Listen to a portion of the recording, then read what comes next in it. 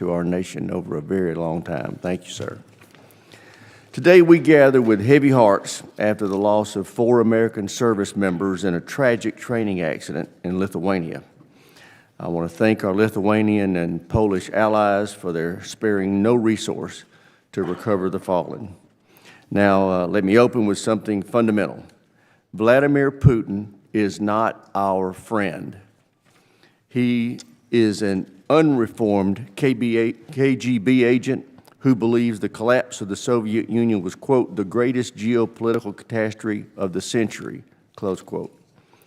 His desire to reconstitute the Soviet Union drove him to attack Georgia in 2008, invade Crimea and the Donbass in 2014, and then launch a full-scale invasion of Ukraine in 2022.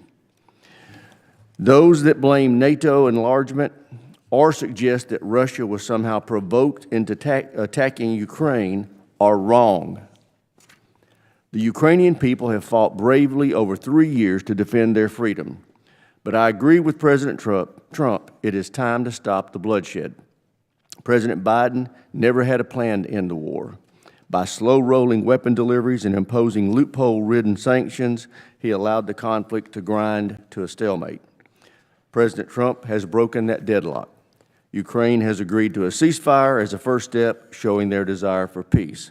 Russia, however, has refused to do the same and continues to slaughter innocent victims. Just last week, Russia bombed a playground, killing 9 children. Murdering innocent Ukrainian children does not advance peace. President Trump was right to warn Putin that if he doesn't start negotiating in good faith, then the U.S. will ratchet up pressure and impose unprecedented sanctions. Because, as President Trump knows, Putin only respects strength, and he has acted accordingly. He sanctioned the Nord Stream 2. He withdrew from the INF Treaty after Russian violations. He sent additional U.S. troops to Poland, and he armed Ukraine with anti-tank missiles, not blankets. That's why Putin didn't invade Ukraine during President Trump's first term. And that's also why Putin must prove he's serious about peace, and soon. We cannot allow Russia to drag out these negotiations. Now, while I agree that China is our pacing threat, we must remain tough and unwavering in the face of Russia's enduring threat. Because the reality is Russia maintains the world's largest and most diverse nuclear arsenal. And despite suffering massive losses in Ukraine, the Russian army is now larger than it was before the war. The Russian military is also reconstituting faster than expected. And its industrial base is now on war footing and being supported, unfortunately, by China, North Korea, and Iran. Given these threats, I'm concerned by reports that some at DOD are considering not only giving up NATO command, but also significantly reducing our posture in Europe. I'm especially concerned that Congress has not been consulted. U.S. leadership in NATO is essential to ensure American forces, including our nuclear weapons, always remained under U.S. command. And cutting our presence in Europe now, especially on NATO's eastern flank, would only weaken leverage with Putin. Thanks to President Trump's leadership, our European NATO allies are finally getting serious about investing in the alliance's collective defense. For the first time, it appears Europe is willing to shoulder most of the burden, and that's how it should be. And it's not just Poland, Romania, Finland, and the Baltic states. Allies across the alliance are ramping up their defense spending. But Europe's rearmament will take time. Pulling back prematurely would risk inviting further Russian aggression, potentially even against NATO. That's why I strongly support maintaining the current U.S. force posture in Europe at this time. I look forward to hearing from our witnesses on how the U.S. and our NATO allies can ensure credible deterrence against Russia. With that, I yield to my friend, the ranking member, for any opening statement he may have. Thank you, Mr. Chairman. I want to echo your opening comments, thanking General Cavoli for his leadership. Sad this will be your last time before us. You've done an amazing job in difficult times in Europe, and also recognizing and offering condolences for our lost service members in Lithuania. The Chairman and I had the opportunity last year to visit our troops in Lithuania. It's an incredibly important effort, and it's a huge tragedy for the force. The obvious focus of this hearing with Europe is Ukraine. And I do want to offer a little bit of good news. Ukraine is holding the line against all odds, as they have for now over 3 years. We're in a real position to blunt Russia's momentum in Ukraine. It's a huge accomplishment, something that hasn't been talked about a lot. It is now more important than ever that we stick with Ukraine to stop Putin's invasion of Russia in its tracks and crucially force him to the table. I agree with the chairman. I even agree with the Trump administration. We need to find an end to this war. But you don't find an end to this war by undermining support for Ukraine and praising Putin in Russia. That empowers Putin for all the reasons that the chairman said. Putin has big ambitions in Europe. Those ambitions can be blunted if we are strong, if we deter him. But when Trump came into office, cut off intel support, cut off aid to Ukraine, berated Zelensky, wouldn't even admit that Russia started this war, while at the same time praising Putin in Russia, that opened the door wide for Vladimir Putin to walk right through. The pressure doesn't need to be on Zelensky in Ukraine. Trust me, I think most people on this committee have been to Ukraine at one time or another. There is plenty of pressure on Ukraine being brought by Russia every single day.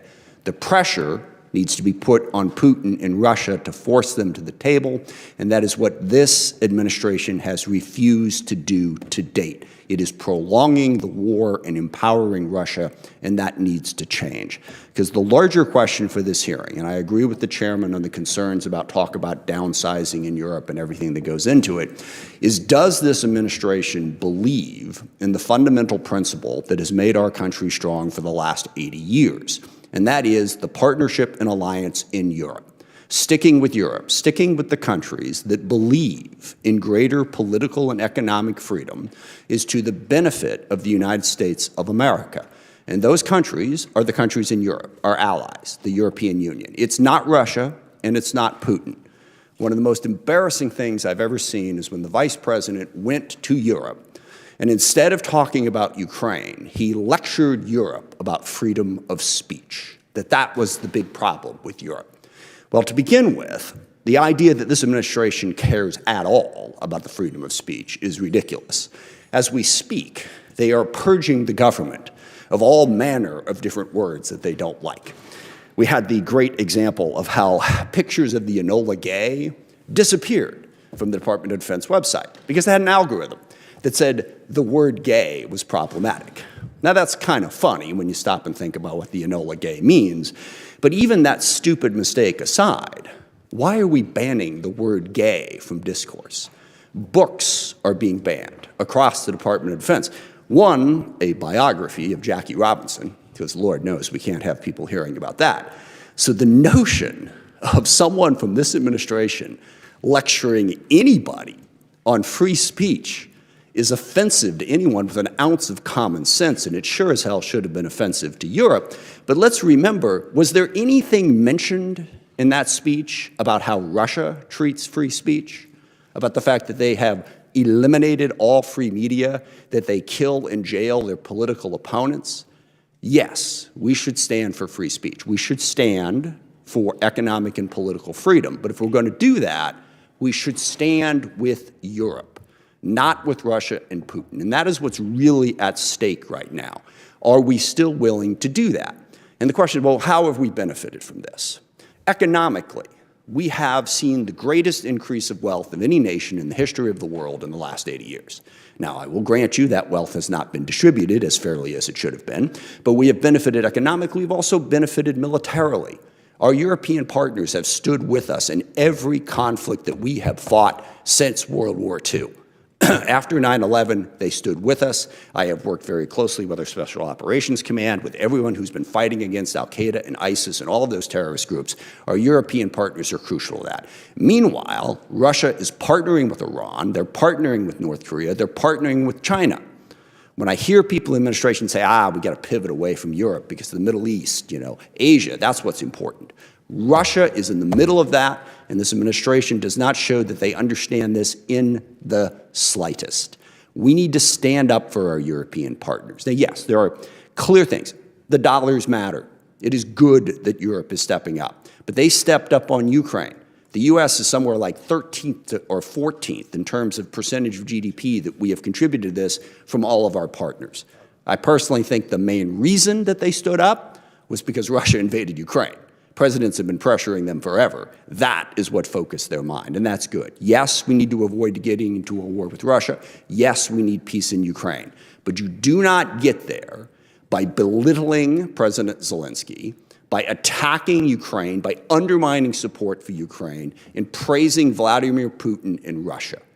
So we need to stand up for the alliances that have stood so well for us for 80 years. And that, I think, is what this committee really needs to hear from our witnesses today, is how are we going to do that so that the vision that the chairman correctly outlined that Putin has for the world does not come to pass, that we deter him, we stop the war, and we protect economic and political freedom as we have done for a very long time. I look forward to the witnesses' testimony and to the questions, and I yield back. I think we made it very clear how we feel about this. I thank the ranking member. Now I'd like to introduce our witnesses. We have Ms. Katherine Thompson. She's performing the duties of Assistant Secretary of Defense for International and Security Affairs, and General Cavoli, who is Commander of U.S. European Command. With that, Ms. Thompson, we'll start with you. You're recognized for 5 minutes for your opening statement. Thank you, Chairman Rogers. Chairman Rogers, Ranking Member Smith, and distinguished members of the committee, thank you for the opportunity to testify before you today, and it is my honor to appear alongside EUCOM Commander General Cavoli. Before I begin my formal statement, I would like to take a moment as well to echo the chairman and ranking member's comments to honor the memory of the 4 American soldiers who died in Lithuania on March 26th while conducting tactical training. My prayers are certainly with them and their families. I would also like to thank the people and government of Lithuania, Poland, and Estonia who provided exceptional support during the recovery operation. These nations showed our soldiers the highest level of respect during the dignified transfer back to the United States, and we thank them for those efforts. President Trump has directed the Department of Defense to reorient the United States defense strategy so that it puts America's interests first. In Europe, that means working with our interagency partners to bring an end to the war in Ukraine. It also means finding new ways to strengthen NATO so that the alliance can be as effective in this century as it was in the last. To be sure, neither of these efforts will be easy, not for us and not for our allies. But taking these measures is essential. It is doable, and doing so will leave both the United States and our allies and partners better off. President Trump has spoken often and clearly about achieving lasting peace in Ukraine. This is vital to stop the bloodshed. It will also set Europe on a trajectory towards security and stability like the region has not seen for many years. This is not only good for Ukraine, but it is also good for our NATO allies. And of course, it is most importantly good for Americans who benefit from a stable and secure Europe. Already, the president's team is making progress in this regard. Under his leadership, both Russia and Ukraine have come to the negotiating table, and already we are seeing initial ceasefire take hold. The contours of a lasting peace are coming into view. President Trump and Secretary Hegseth have stated clearly that the United States will not put boots on the ground in Ukraine. At the same time, they have made clear that Europeans must take the lead in supporting Ukraine's defense requirements in the years ahead, and our allies are taking steps to that effect. Last month, for instance, the United Kingdom hosted the Ukraine Defense Contact Group. The UK and France have also committed to lead additional efforts to ensure a lasting peace in Ukraine. As the President and Secretary have said, far more will be required of them and other allies. But it is a promising start, and our allies deserve credit for taking these initial steps. Given the sensitive nature of ongoing negotiations, I will limit my remarks on this subject to this statement. I look forward to being able to share more as peace negotiations proceed. NATO played a central role in America's strategy throughout the Cold War. If not for the alliance, it is not clear that the Cold War would have remained just that, cold. But then the Cold War ended, and as it did, our NATO allies forgot how important it was to invest in their defense. Instead, they grew accustomed to the peace that defined Europe at the height of the unipolar moment, and they divested of their militaries accordingly. But peace can never be taken for granted, and it must be maintained, and that requires all of us, allies and the United States alike, to do our part. Unfortunately, that has not been the case for too many of our NATO allies. In the East, some of our allies, as the ranking member pointed out, did not forget the necessity of investing in their defenses. Even today, allies like Poland and many of the Baltic nations already spend more on defense than the United States does as a percentage of GDP, and they are going even higher and are on track to reach President Trump's target of 5%. These are model allies, but they can only do so much on their own. Western and Central Europe are home to several of the world's largest and wealthiest economies. These allies are more than capable of raising powerful militaries. Tragically, however, they have chosen not to do so. Instead, for decades, they have shown themselves content to free ride, not just at the expense of American taxpayers, but at the expense of their fellow allies' security. President Trump has been clear this is not acceptable.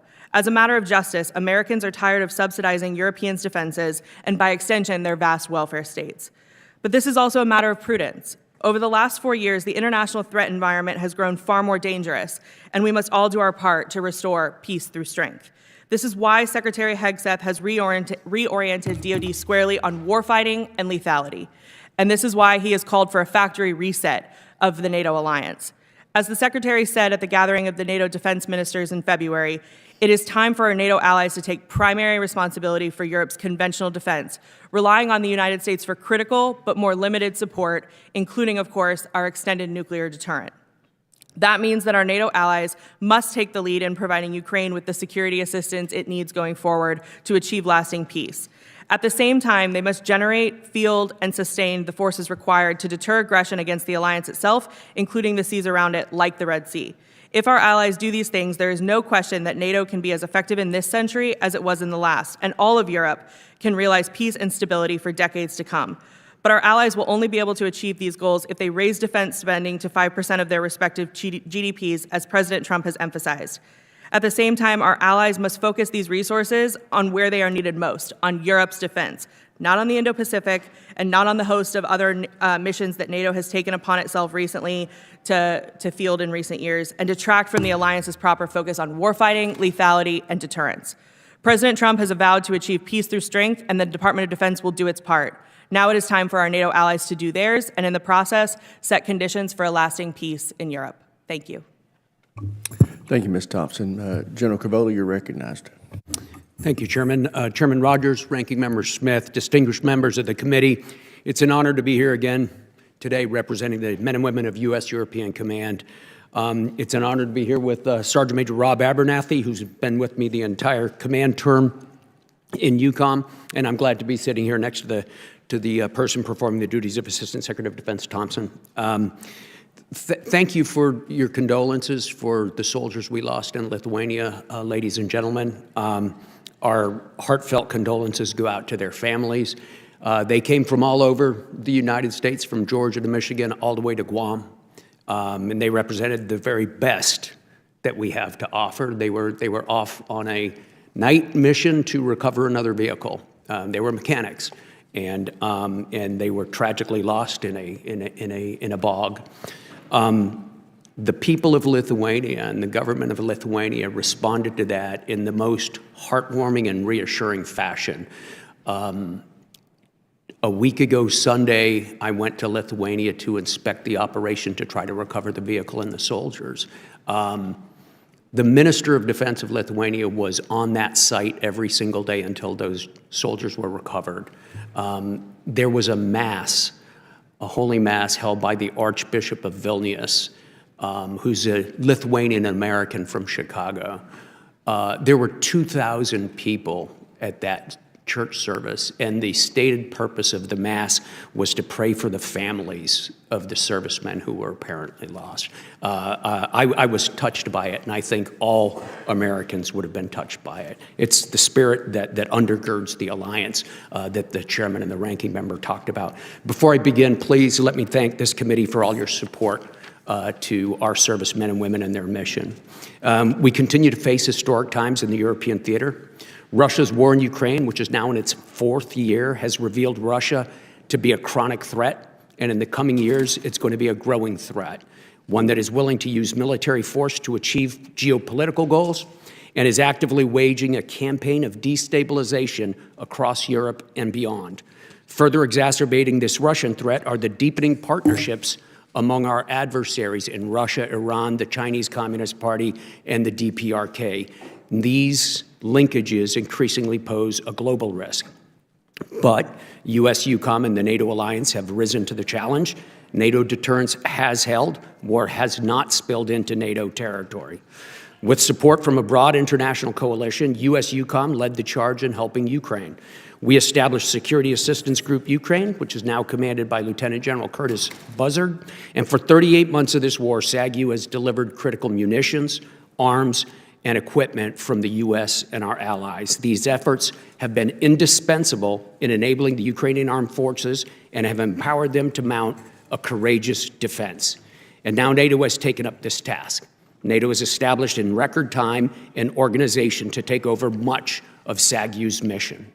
The threat of war also led the NATO alliance to embark upon an historic campaign to fundamentally overhaul and modernize its military capabilities.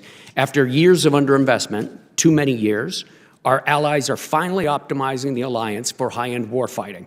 And within NATO, we now have the plans, the forces, the command and control, and we have the focus to meet that mission.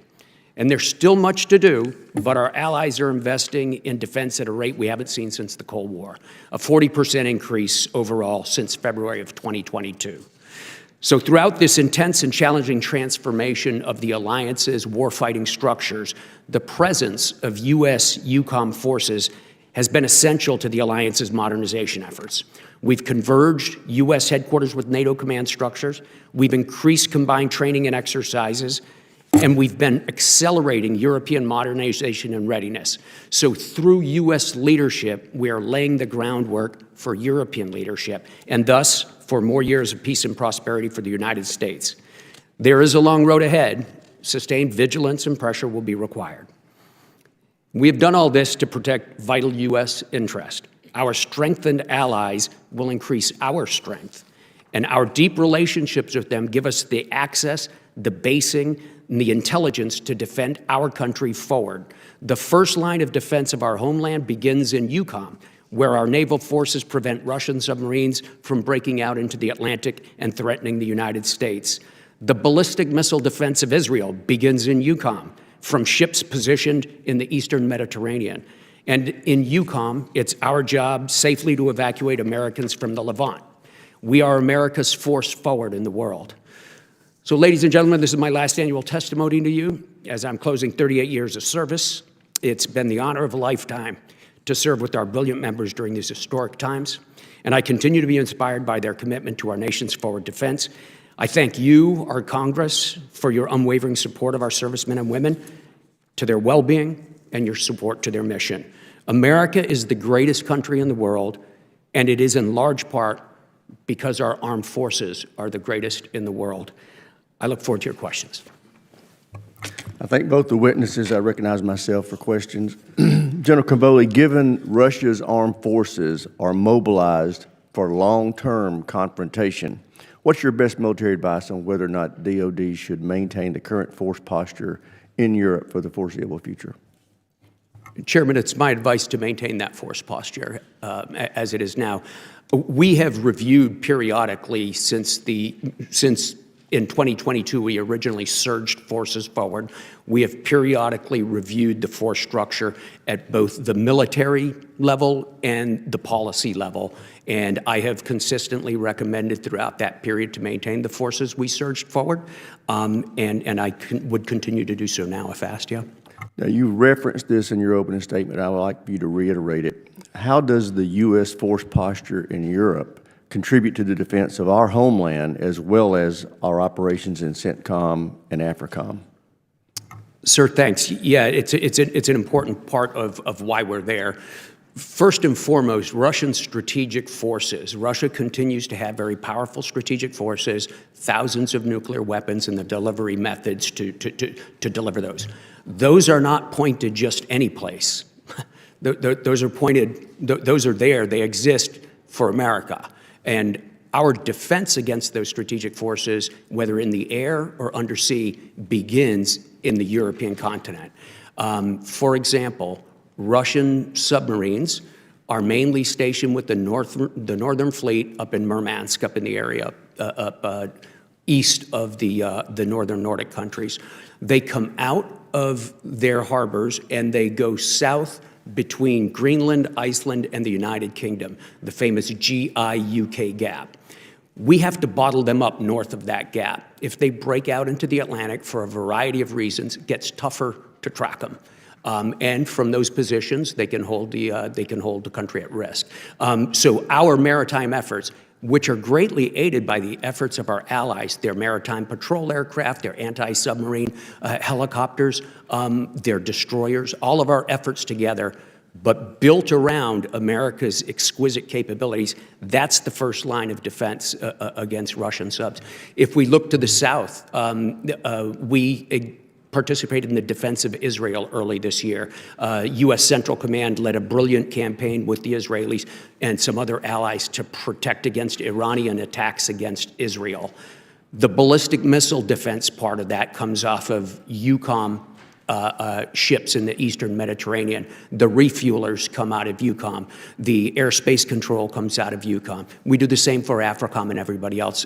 It's really because of our proximity and our familiarity with the area. The bases that we have in Europe and the legal permissions we have with nations hosting us give us the ability to project power quickly in our interest, on behalf of our U.S. unilateral interests.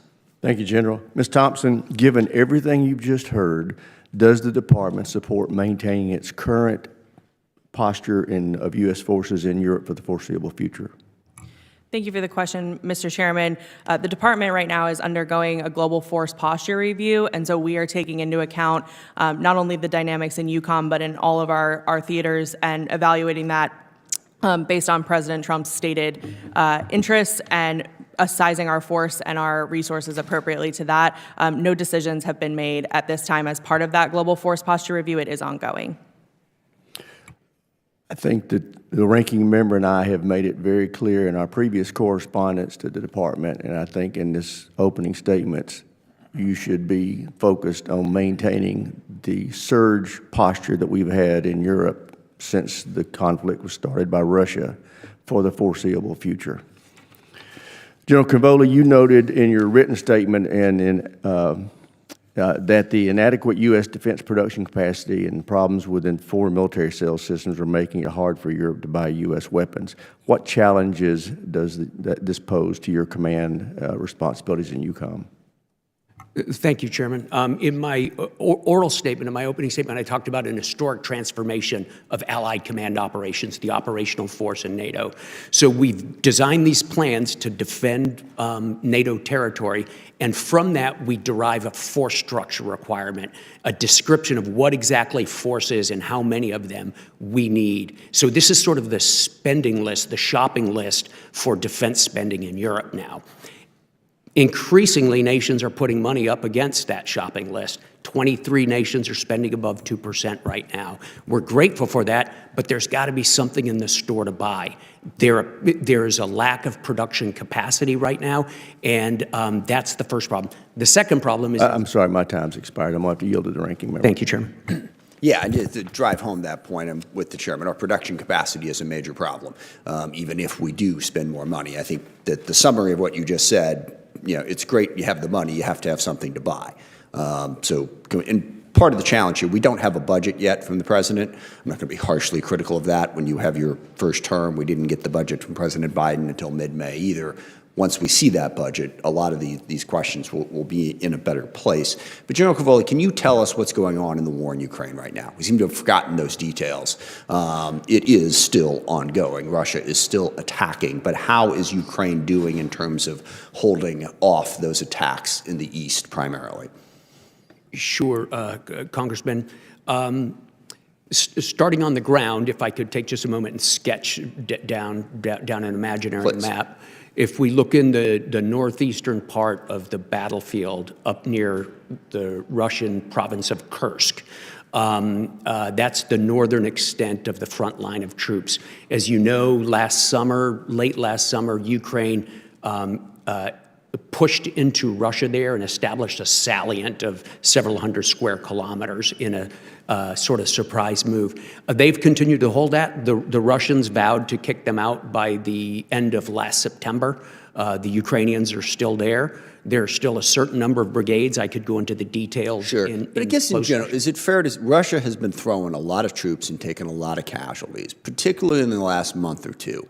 Has that stalled across, you go from Kharkiv down to Kherson, basically the front, or are there places where Russia's making progress? So Russia has stopped making progress in Kursk right now. They haven't been able to dislodge the Ukrainians. If we come all the way down the front along Chasiv Yar and the towns in Lugansk, if we go down to Pokrovsk in Donetsk, the Russians' attacks seem to have petered out. They've decreased in the last couple of weeks significantly in number, but the size and scope of the attacks seems to have petered out as well. The Ukrainians are in good positions. They're in good defensive positions. They've improved some of their readiness and manpower situation. They are indeed producing large numbers of Russian casualties.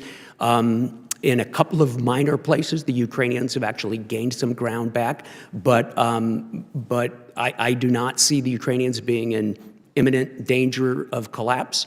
I do see the Russians struggling to make the kind of gains they were making last autumn. Yeah, and in your opening statement, Ms. Thompson, when you said that the ceasefire continues to hold, there is no ceasefire. Let's just be clear about that. The war is very much ongoing. I mean, as the chairman noted, I mean, Russia just bombed Kyiv and killed a whole bunch of people. What do you mean the ceasefire is holding when the war goes on? Thank you for the question, Congressman.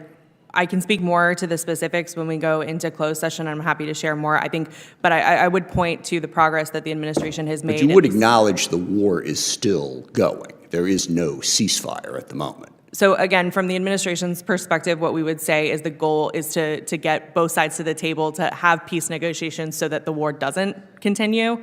That's priority number one, and I would point to the progress we've made on the energy infrastructure ceasefire, and again, happy to provide more color in closed session, but I would point to that as the starting point, and conversations as a general rule, to create the notion that there's some kind of ceasefire over there is wildly inaccurate and misleading. And one other question on the budget.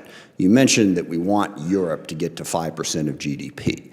The U.S., as I understand it, is right around 3% of GDP, and the budget hasn't come out yet. Is it the president's intention to try to get us to 5% of GDP? And just top of the head math, that would mean a defense budget of somewhere around 1.5, 1.6 trillion. Does the administration intend to get to a 5% GDP number in the U.S.? And if not, how does that square with demanding that Europe do that? Thank you for the question, and I think I would point you to President Trump's framing of the 5% comment first and foremost, which is that his view is that our European and Canadian allies should be at 5%, and the expectation is not necessarily for a stronger U.S. commitment. The U.S. has already committed, over $350 billion in effort to the war effort in Ukraine. We've been the top spender in NATO for the better part of at least a decade, and so the goal from President Trump's perspective for the 5% target is to ensure that our European and Canadian allies make up the deficit that has essentially existed for the better part of a decade. So no, we don't intend to try to get to 5% in the U.S. On specifics for the budget, I would point you to the comptroller, and budget decisions are not finalized, so I wouldn't want to speak to that and get ahead of the decision space there. I'm out of time. I yield back. Thank you. I would point out that we are in NATO, and everybody in NATO should get to 5%, just like President Trump said, including the United States. Gentleman from South Carolina is recognized. Thank you both for being here, and amen, Mr. Chairman. And I'm just so grateful to have both of you serving. It's so reassuring to the American people. And as a veteran myself, and as the father of 4 sons who've served overseas in the military, I want to offer condolences to your team on the loss of the 4 American service members who recently passed away with our allies in Lithuania. Staff Sergeant Troy Knutson-Collins, Staff Sergeant Jose Dunez, Staff Sergeant Edvin Franco, and Private First Class Dante Titano. I especially identify, I spent many, many summers National Guard training at Fort Stewart, and I know the quality and the competence of the people serving there. reading about how our European allies came together to help the recovery efforts is a strong demonstration of the efforts to stand side by side in times of need. And I'm grateful that our NATO allies are really coming forward. And I particularly appreciate, Madam Secretary, the President's efforts to encourage our allies to reach the 2%, and they are. And but with his encouragement, and so it's so encouraging as we try to achieve peace through strength. And indeed, to me, it's so important because we're in a conflict we have not chosen, and that is dictators with rule of gun invading democracies with rule of law. It began February 24, 2022, war criminal Putin invading Ukraine. Then on October 7, puppets of Iran invaded Israel. It's such a clear connection of the dots, and both of them being backed up by the Chinese Communist Party. And then keeping that in mind with European Command, what we see, I believe, is war criminal Putin is making every effort to resurrect the failed Soviet Union. He really never left with Russian troops in Transnistria, Moldova. They were supposed to leave, but they did not, and so they occupy part of Moldova. Additionally, we know they rigged the elections in Belarus. Then there was the invasion of Georgia and the annexation of South Ossetia and Abkhazia, and then you had the invasion of Ukraine with tens of thousands of people killed in 2014 and 2022, and then you had the rigging of the national elections October 26 in Georgia, where the effort was made to replace the very courageous President Salome Zvrashvili. And over again we can see, and then we see even more recently the efforts to rig the elections of Romania, but fortunately they were not successful. General Cavoli, you mentioned in your presentation that war criminal Putin is on pace to replace all of the combat material that was damaged or lost throughout its invasion of Ukraine. What are the implications that this new supply of munitions and combat vehicles is helping Russia modernize its military? That's exactly what it's doing, sir. It's helping to modernize their military. They have very extensive modernization plans and expansion plans. The Russians, about a year and a half ago, announced an intention to grow their armed forces to 1.5 million, up from 900,000, a significant increase, to establish new commands, especially in the ground forces in northeastern part of Europe, that is on the border of NATO with Finland and the Baltics. They're on the path to doing that. They're not going very quickly because they're devoting so much to the effort in Ukraine. We'll see how much effort they'll be able to put into it after the war. It depends largely how the war ends. But that modernization program is intended to go right back and challenge NATO on the borders of NATO. And indeed, for the United States, how important is it for us to produce conventional combat vehicles for future combat? Oh, I believe combat vehicles and tanks maintain an important place on the battlefield, and our ability to produce them is going to have a lot to do with our ability to have a strong Army component to our joint force. And General, I'm very encouraged that actually the Ukrainians have done so well in reducing the capabilities of war criminal Putin. When the dictator Bashar al-Assad of Syria was asking for assistance in November, it wasn't given, and he had to flee to Moscow.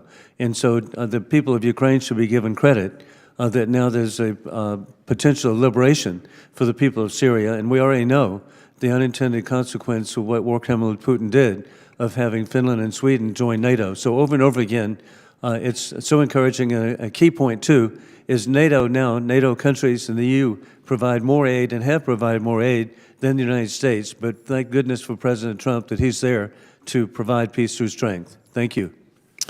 I thank the gentleman from South Carolina. I will now recognize the gentleman from Connecticut, Mr. Courtney.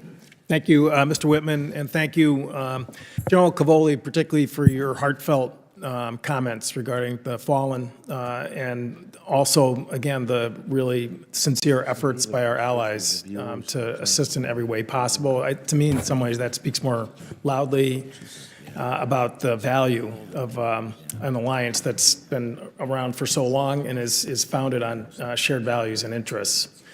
In your narrative about the state of play with Ukraine right now, I mean, one aspect which I think sometimes gets overlooked a little bit in the U.S., is the fact that Ukraine has not just held the line in the Black Sea, it's actually pushed the Russian Navy to the furthest eastern end of the Black Sea. They've sank a third of the Black Sea fleet, including its flagship Moskva, sank a Kilo submarine in Sevastopol.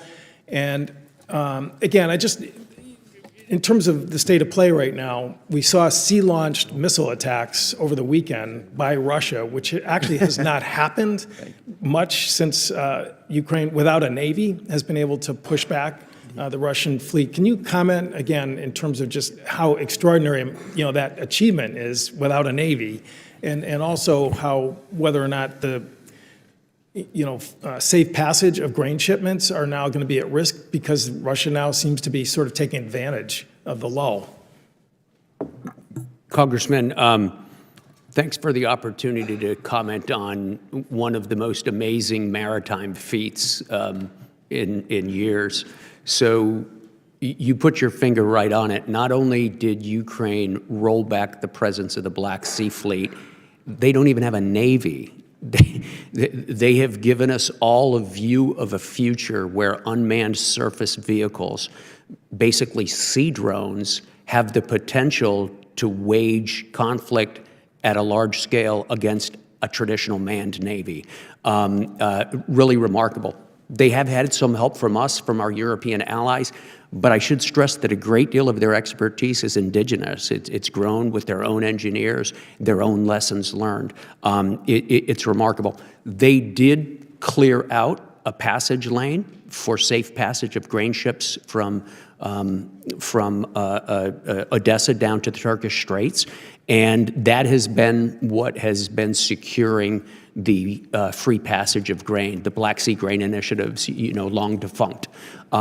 So that's very encouraging. Russia did launch some surface-launched cruise missiles the other day. They have been doing that. They have the capability to do that all the way from the Caspian, if you want to know the truth. So it's not unusual for them to do that. They don't have a very good ability to hit moving targets with those missiles, though. So I think there's a lot of space where we can help the Ukrainians here to continue to protect. Great, thank you. And to Mr. Smith's point, the notion that, Ms. Thompson, the ceasefire is taking hold, the fact that, again, there were sea-launched attacks, maybe not on moving vessels, but they certainly hit cities in Ukraine over the weekend, that clearly shows that whatever holding the administration may think is happening, in fact, I would argue we're going in the reverse direction in terms of where we were before the negotiations in Riyadh. Mr. Chairman, there's an article in April 7th, just yesterday's Kyiv Post, headline, Russia mocks Trump ceasefire deal with sea-launched missile attack on Ukrainian cities. I ask that it be made part of the record. Without objection. Thank you. So, General Cavoli, you talked about the value of the alliance in terms of tracking Russian submarine. Again, I represent Groton, Connecticut, which we have 15 attack subs that are sort of part of that team sport that our NATO allies do to protect the homeland. And General Guillotte talked about that last week. Again, quickly before I'm done, could you maybe just again describe how the NATO anti-submarine warfare effort, which is a team sport, really is so important? Yes, absolutely. I'll do it in generalities, Congressman, because so much of undersea warfare is held pretty closely by nations, to include ours, of course.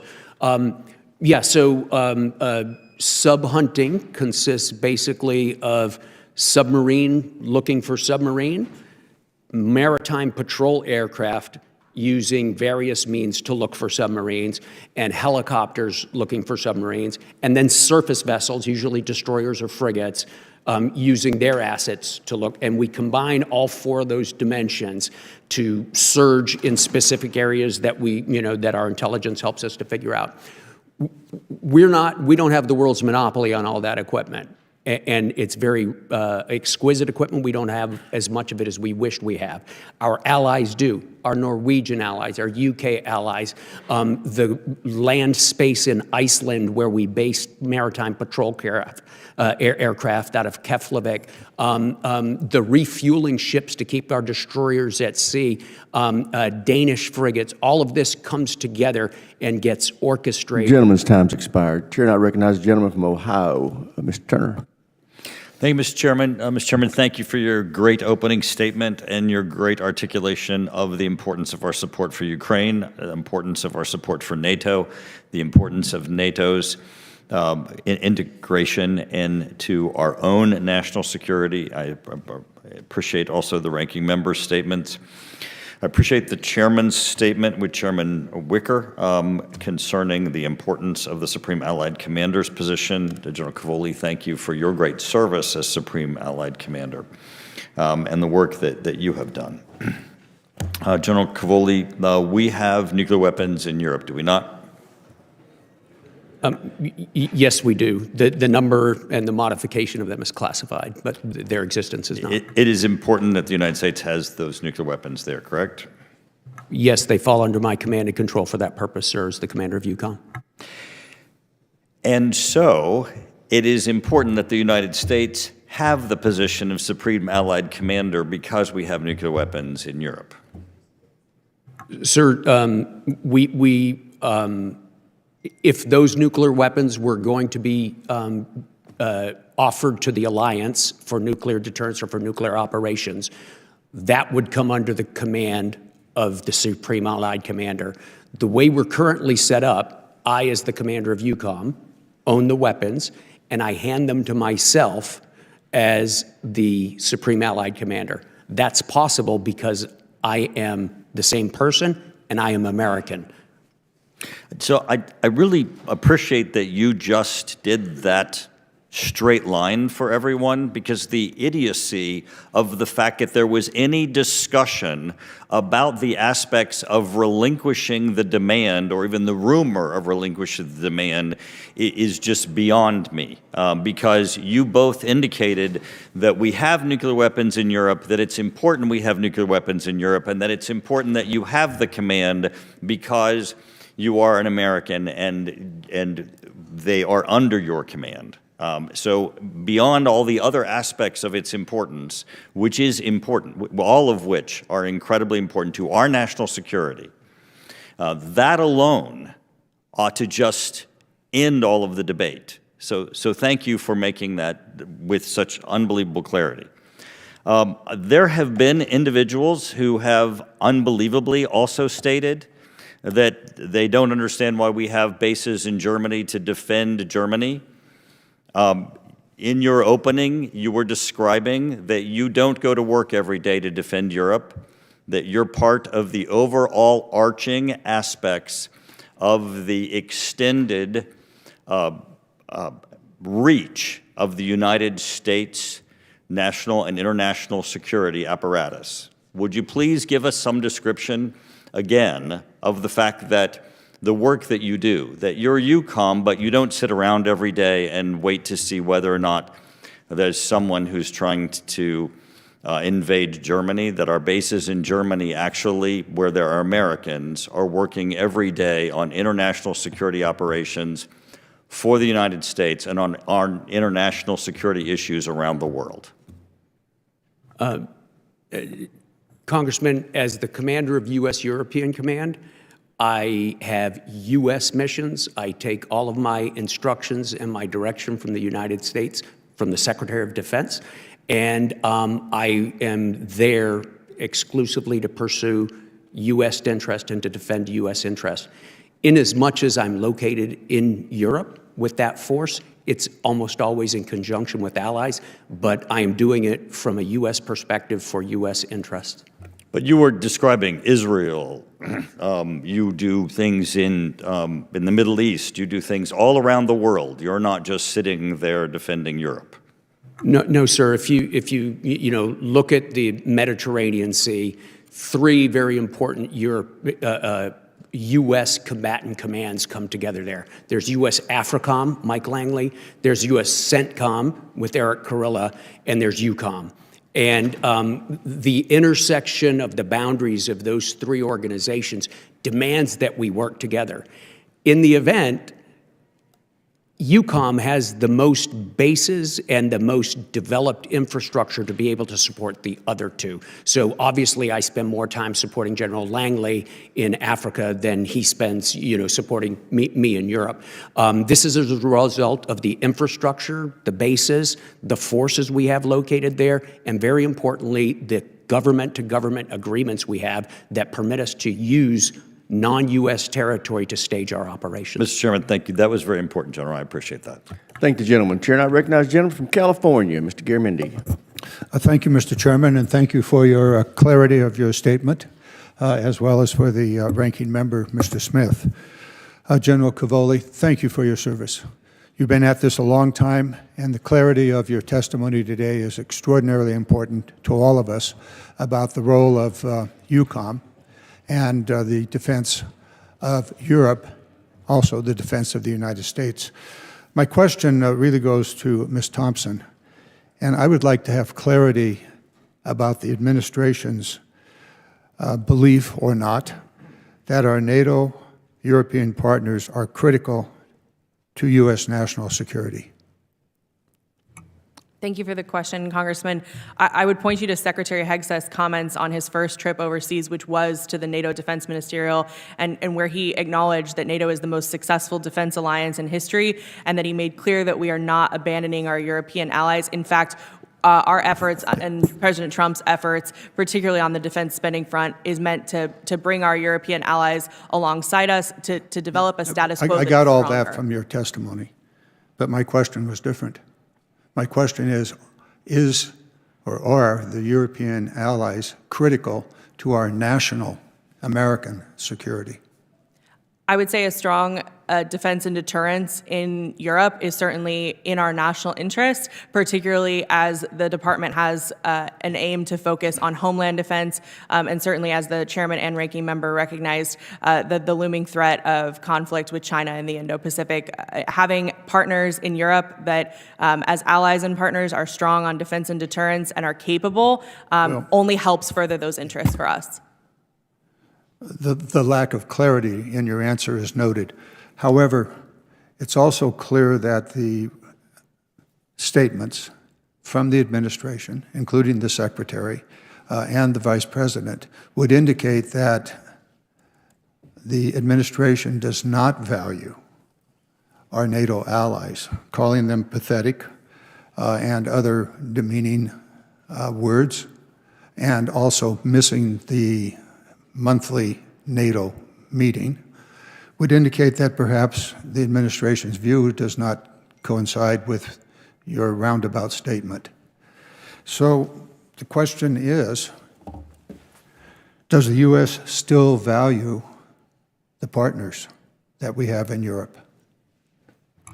Thank you for the question, Congressman. And again, I would say, as the Secretary and the President have emphasized, we do value our partners in Europe to the extent that they're willing to step up and be strong allies and partners with us, and that means pulling their weight. And that's the tough message and the honest message that this administration has been delivering, and we believe it's important to be honest with our allies, and that only builds a stronger relationship for us and for our European allies and partners.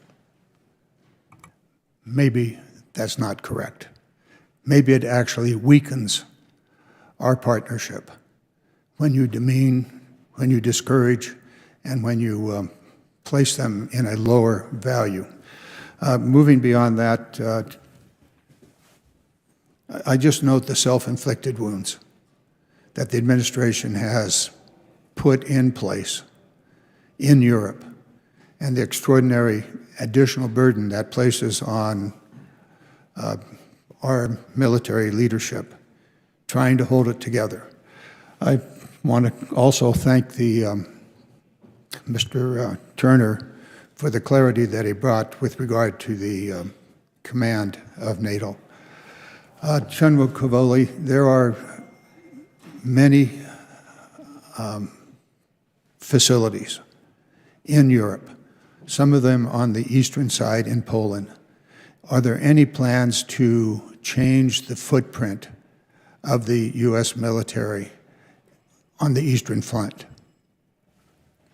Congressman, we move forces around frequently in Europe. Our air forces are hopping all around. Our maritime forces, even our ground forces move from place to place. But the principal locations where we have forces right now, that's where they are, and that's where I'm planning to keep them.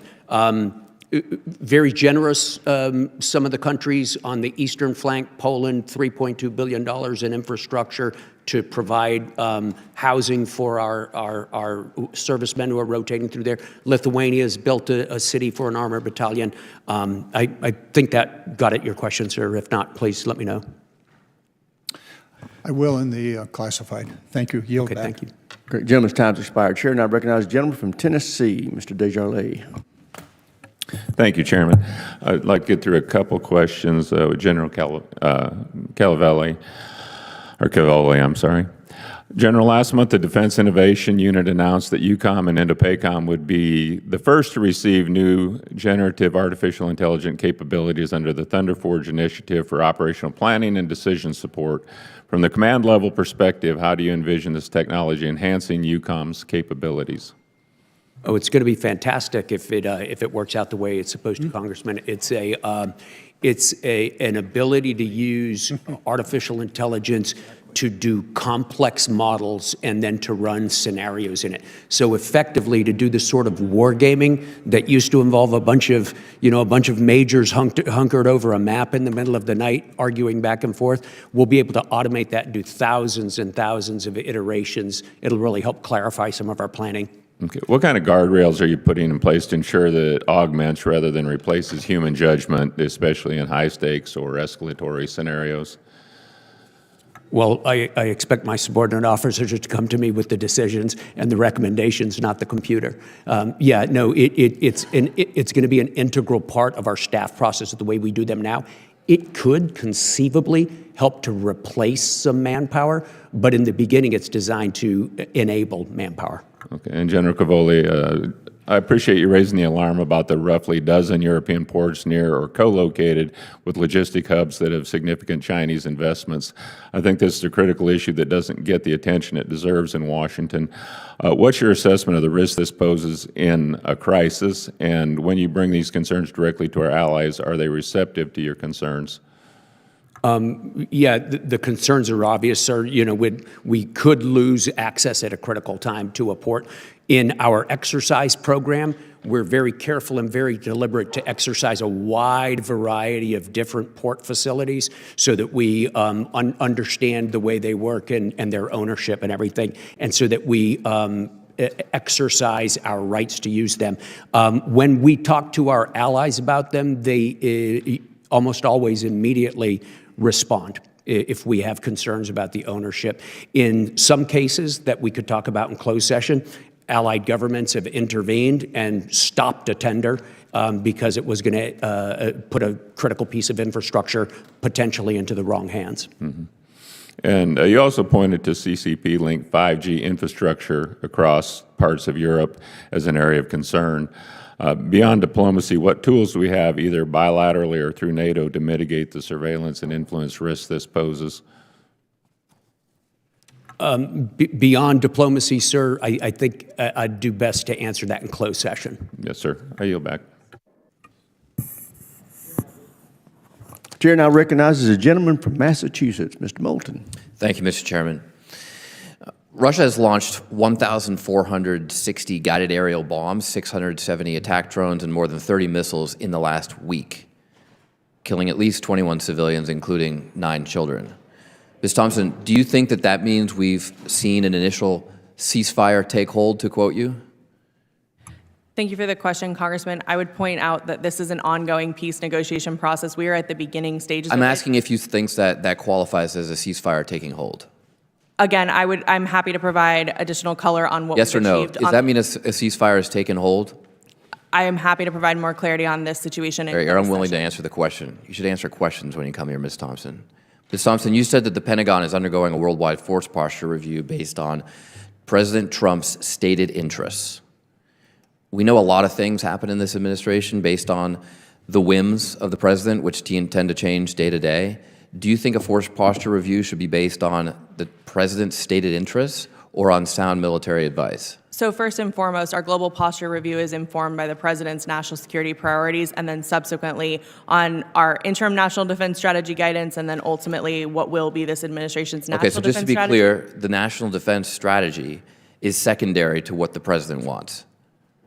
Again, I would say that Thank you. Ms. Thompson, you said that President Trump will restore peace through strength. And, quote, we must all do our part to restore peace through strength. Does it show strength to blame Zelensky for starting this war? I think the goal from President Trump is to bring both sides to the table, both Russia and Ukraine. Does it show strength to describe Russian President Vladimir Putin, a war criminal, as a genius, as savvy for his invasion of Ukraine?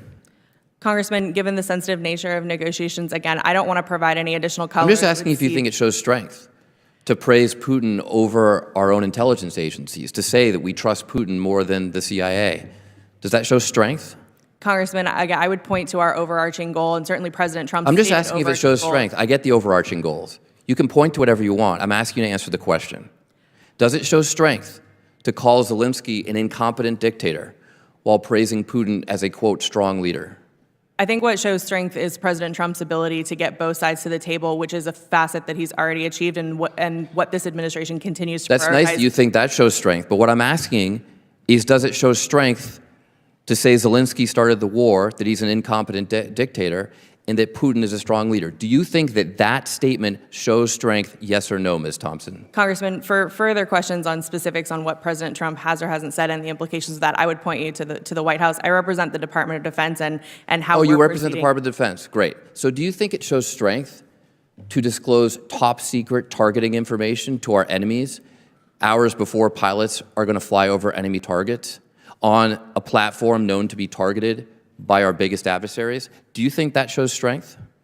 Congressman, again, those are discussions that I'm not privy to, and so No, I you can don't need only to be speak- privy to the discussions. I'm just asking you if you think it shows strength to disclose top secret information. I think what shows strength on the topic that we're here to discuss, which is force posture in Europe. I'm not asking about that. I'm asking about whether we should disclose top secret information. You represent the Department of Defense. Are you going to hold the troops under the command of DOD accountable to keeping classified information safe? Or do you think it shows strength to tell our troops that it's okay to disclose top secret information? That they will not be held accountable if that happens? Congressman, I can only speak for myself, and I personally practice all of the information security protocols of the department, and it is the expectation of the department in this position to do so, and I certainly do. And do you hold yourself accountable for that? Personally hold myself accountable for compliance with information security? Absolutely. Well, that's a far cry from what we're seeing from the Secretary of Defense, who said that accountability is back, but has refused to hold himself accountable. General Cavoli, how many Lithuanians showed up for the Mass to celebrate the lives of our service members? Congressman, I couldn't give you an exact number. I don't know what the police counted, but it's the National Cathedral. It's in this main square. In Several hundred? Close to 1,000? What is it? Certainly over 1,000. Well, we only have one president who spent $26 million on taxpayer-funded golf vacations in the first 69 days since his inauguration, and yet he couldn't leave a Saudi golf tournament to show up for the dignified transfer of those soldiers' remains.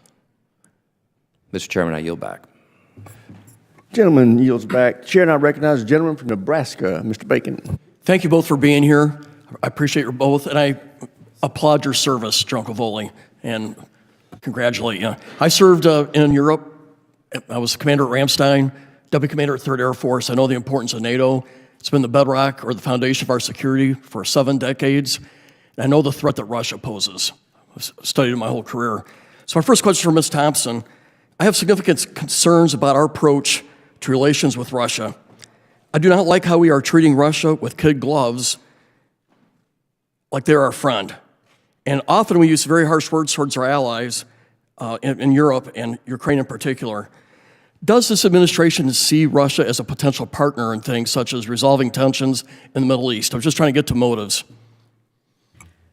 Congressman, what I would say is as the interim national defense strategy guidance points out, Russia, Iran, North Korea, China still pose great threats, and we live in an extremely dangerous security environment. And so I would acknowledge that up front, just to get to the crux of your question. What I would say is the goal for President Trump in peace negotiations is obviously to bring both sides to the table, and to do that, we have to make sure that both scales are balanced to get both parties in a room and talking.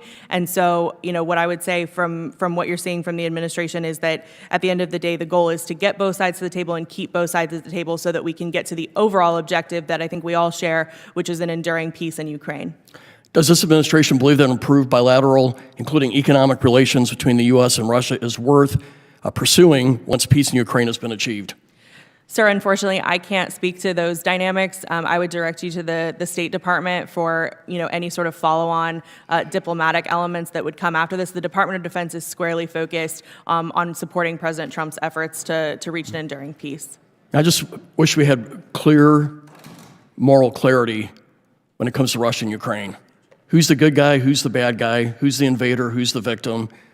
And who's committing the war crimes? And I applaud the efforts for peace, but we can't whitewash Russia's behavior to get them to the table. I think we all see what they're doing, and we should be very clear about it. My next question is General Cavoli. I'm deeply concerned about the security situation in Eastern Europe with the ongoing invasion of Ukraine by war criminal Putin. I believe that if he has not stopped in Ukraine, he will continue to turn his attention towards other former Soviet states like Moldova, or going next to the Baltic nations, Latvia, Estonia, and Lithuania. Will the U.S. maintain its presence in these countries to ensure that Russia is deterred from further aggression? Sir, clearly that will be a policy decision that will be made as time goes on. We're in a good position right now. Is it correct that the department's considering pulling out 2 rotational brigades out of Europe?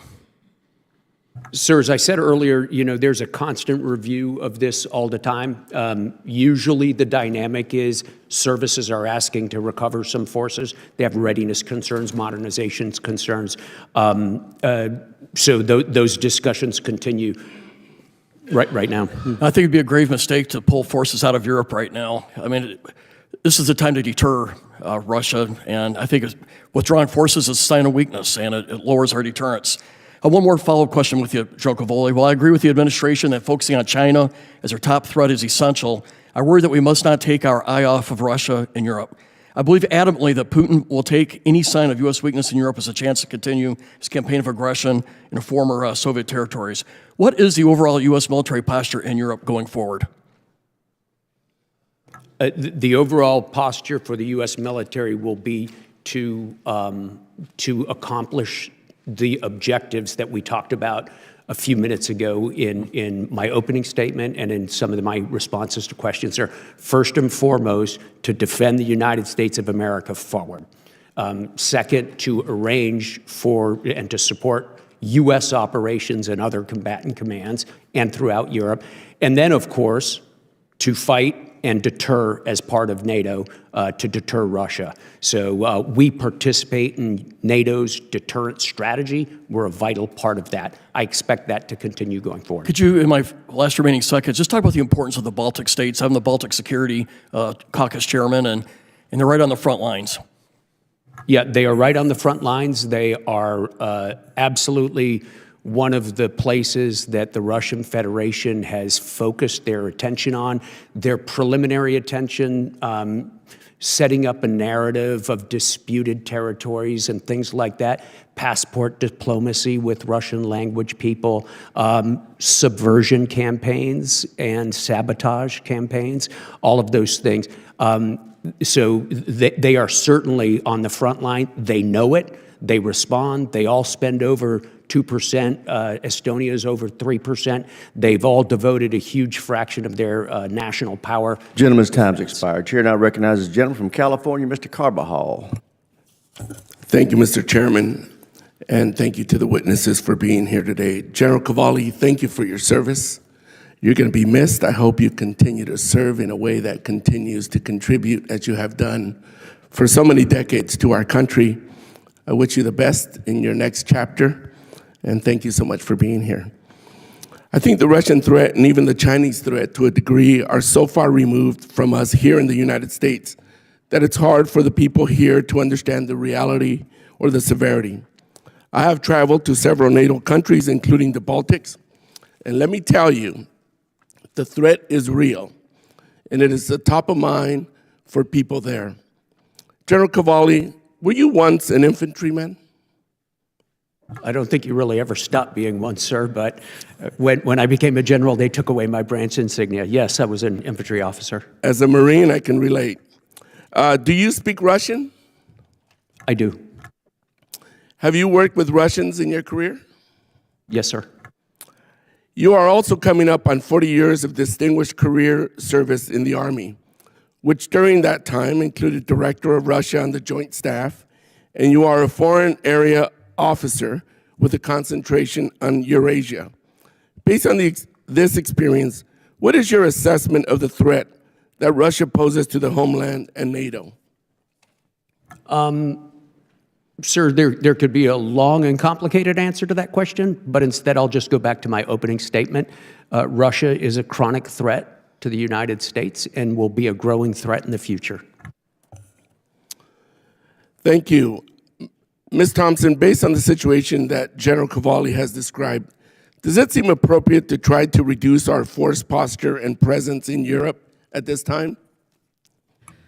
Congressman, thank you for the question, and I would just reiterate that we're in the process of a global posture review and no decisions have been made in any theater. What I will say as well is that, of course, as part of this global force posture review, we are taking into account competing requirements, as you highlighted correctly, the threats not only posed by Russia in the EUCOM AOR, but also by China in the Pacific, and then certainly concerns in our own Southcom AOR on homeland defense and Northcom as well. We all want this war to end, but it must end on Ukraine's terms. Members of the administration, including the Secretary of Defense, have suggested Ukraine should give up hope of reclaiming all territory seized by Russia. How can that be achieved when this president continues to play neutral facilitator, but not really, because he keeps praising Russia, he keeps putting down Ukraine, he keeps aligning himself with Russia. Even the tariffs that we're dealing with don't include Russia. How can we trust this president? Thank you for the question, Congressman. I'll address the first part of the question. I would direct on the economic piece. I would direct those questions to the White House and to State and Commerce for the specifics on that, because I don't want to speak for them on the tariff implications particularly. But on DoD lanes in particular, right? Our lane, our goal is to help support the president in his efforts to bring both sides to the table, keep them at the table, and reach a lasting peace. That requires work on both sides of the scale, both with Ukraine and Russia, and it requires balance, as you point out. And that's the efforts that we're working toward right now, and the Department of Defense is poised to support both of those efforts, including continuing to support Ukraine where it will affect those negotiations as well. Ms. Thompson, you keep providing answers that are just canned and don't really answer many of the questions that have been asked by our colleagues today. So, quite frankly, I'm just not going to waste my time. I wish I was as lucky as you when I was starting in my career with not as much experience to be elevated to such a significant post where you are now performing the duties of the Assistant Secretary of Defense for International Security Affairs, Office of the Secretary of Defense. I wish I were so lucky. Mr. Chair, I yield back. Gentleman yields back. Chair, and I recognize the gentleman from Texas, Mr. Luttrell. Thank you, Mr. Chairman. General Cavoli, 38 years. Are you moving on to another post, or are they putting you out to graze? I'm retiring, sir. Thank you. Well, I'm going to give you, you're never going to remember what I'm about to say to you, but one day you're going to look up and you're going to say, I remember somebody saying something to me one time. After 38 years of service, you've been wearing that armor for a very long time, all right? And when you step away from this post and you're introduced outside these walls to the civilian world once again, there is a black hole, a deep, dark black hole that you haven't seen since you started your service, okay? And I've read your portfolio, and you're one of the most impressive individuals I've ever had a chance to sit in front of. But this thing is very real, okay? And when and if this happens to you, because the window of opportunity is about 5 years. I've been out for 10 years, and I think I was in it for about 5 years. And I've talked to my veteran brothers and sisters, and they all have the same problems. Because once you start your next journey, nobody's going to show up on time. Nobody's going to complete their work like they're supposed to. Nobody's going to answer you like you think they should. It's just going to be different. And you're going to look up and you're going to realize you're the anomaly. And that's okay. Don't ever hesitate to reach out to your brothers and sisters that you served with and just have those conversations, because what you've done is exceptional. And when you turn the page for the next chapter of your life, you will be starting over. And that will be very challenging. But as a leader, as someone that has gone through so much, the next chapter is just one step forward till the day the good Lord calls you home, okay? And this may or may not make sense to you. I can assure you, if you're talking to someone, whatever you do, don't run for politics, okay? Don't ever think about running for Congress, or don't stay away from this place, okay? I promise you, if you do, I'll just hear me out on this one. I wanted to say that to you and thank you for, I don't know if they're going to give you an award for 38 years. I consider you like an overachiever. But good luck, fair winds, and following seas. My questions are for a classified setting, sir. Thank you. Gentleman yields back. Chair, and I recognize the gentleman from Massachusetts, Mr. Keating. Thank you, Mr. Chairman. As Gold Star family member myself, I associate myself with the remarks of the chair, the ranking member, and particularly Mr. Wilson, who mentioned by name those soldiers that were lost, represent our country well as their homes of Illinois, California, Guam, and Michigan.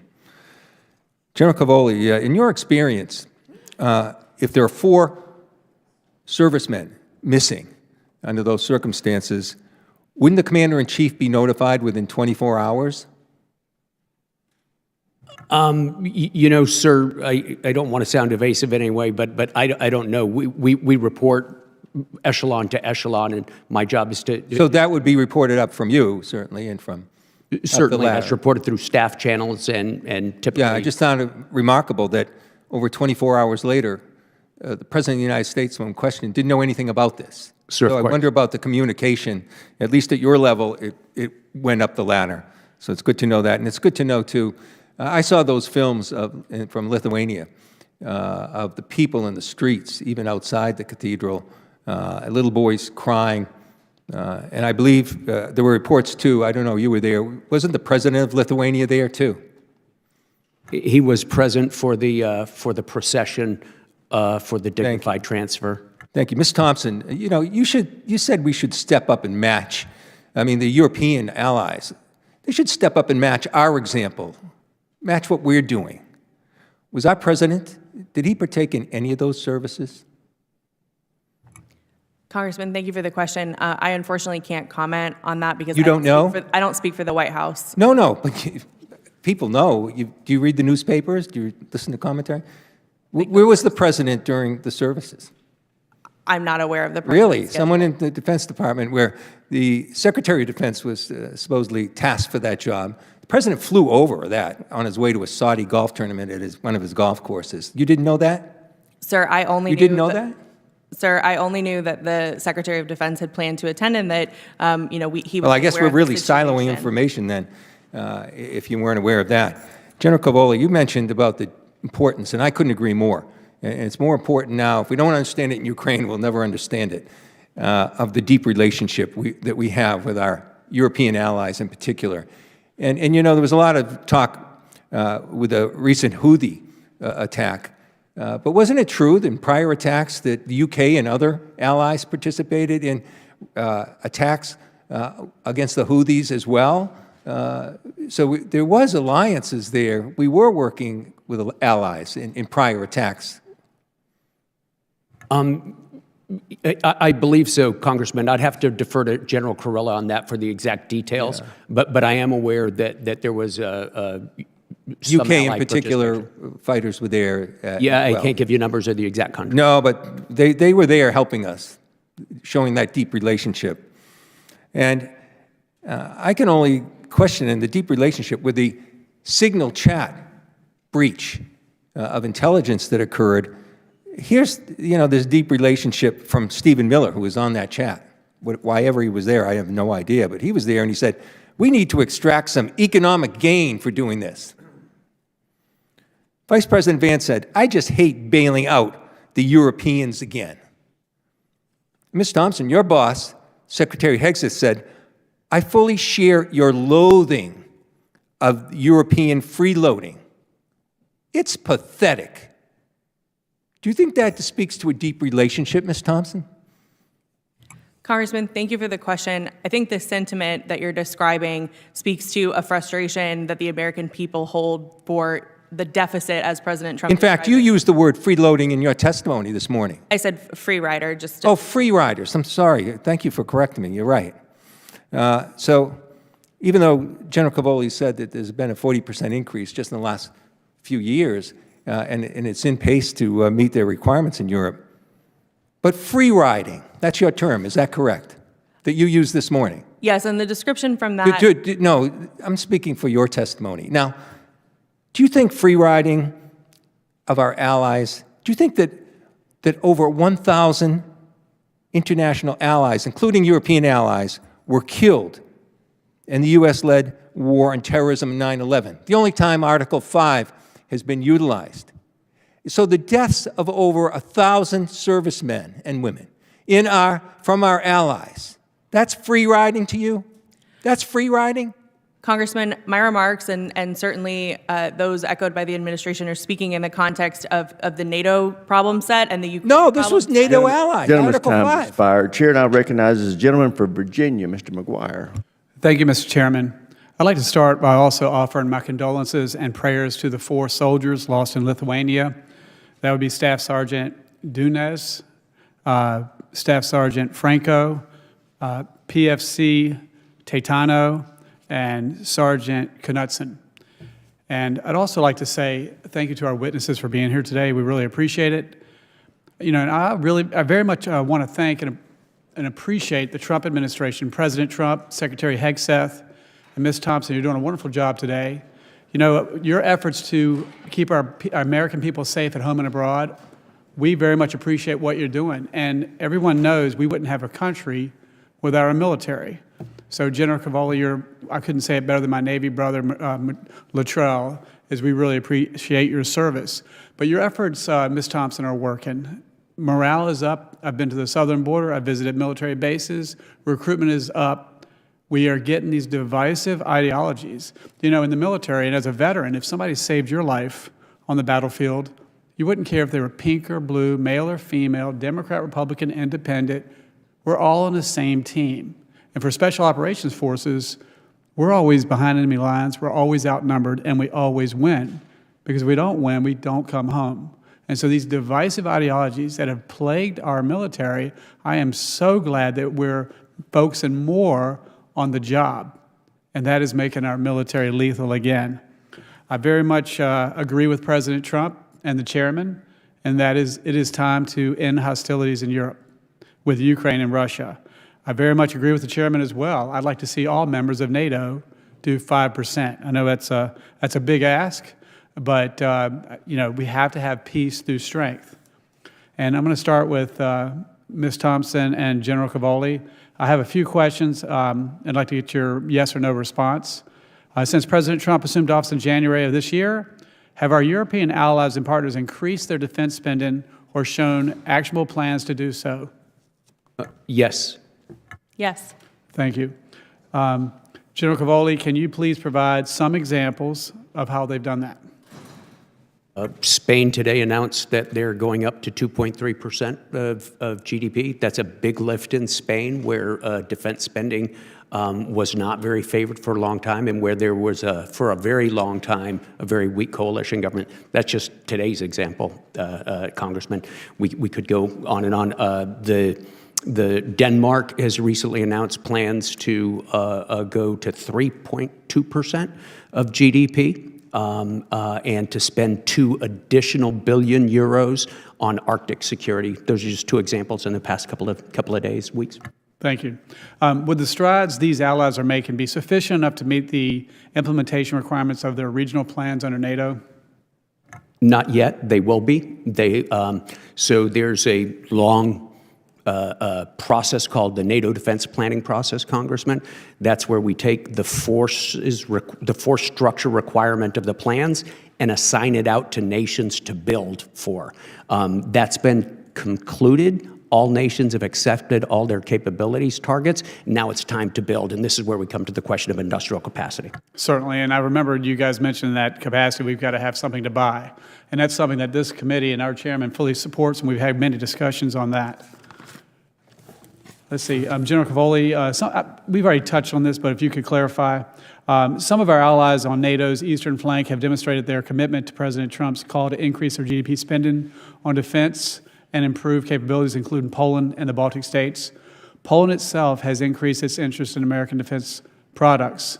Do you believe the current FMS system in the Pentagon operates efficiently enough to ensure that U.S. defense equipment reaches foreign buyers on time? No, sir. We have a lot of work to do in that regard. Thanks. General Cavoli, one last thing. Last week, Defense News published an article highlighting President Putin's announcement of the new Perm nuclear submarine of the Yasin M class. The article also highlighted some of the issues being faced by the Russian industrial base, not unlike our own. Joe Cavoli, can you provide a brief overview of the current state of the Russian undersea capability in your area of responsibility? Could I do that in closed session, please? Sure. Thanks. And then, if you could, it's maybe closed session as well, but how does the United States compare to Russia in terms of its undersea capabilities? I am very confident in the United States Navy, sir, but we can go into details in closed session. I appreciate your testimony today, and I yield back. Gentleman yields back. Chair now recognizes the gentlelady from Pennsylvania, Ms. Houlihan. Thank you, Mr. Chair, and thank you all for being here today. And Ms. Thompson, I wanted to start with you. We are here to talk about the European theater. We're here to talk about our commitments to Europe and the NATO allies. I wanted to raise concerns about remarks that we have recently experienced over the last 3 days in terms of the tariffs that are going to be levied across the entire world, including, of course, many of our allies in Europe. Senator Rubio recently argued that these tariffs would not meaningfully affect European defense budgets or NATO's cohesion, and he suggested that the tariffs would be justified without undermining readiness of our allies. I worry very much that based on your opening testimony, asking our NATO allies to spend more, build more, that tariffs cannot possibly not affect readiness. Can you please expound with me on your perspective from the DoD on how might the imposition of significant tariffs impact our European allies and their ability to meet NATO defense spending requirements as levied by this administration? Thank you for the question, Congresswoman, and it's an important dynamic that you bring up, so I appreciate you highlighting it.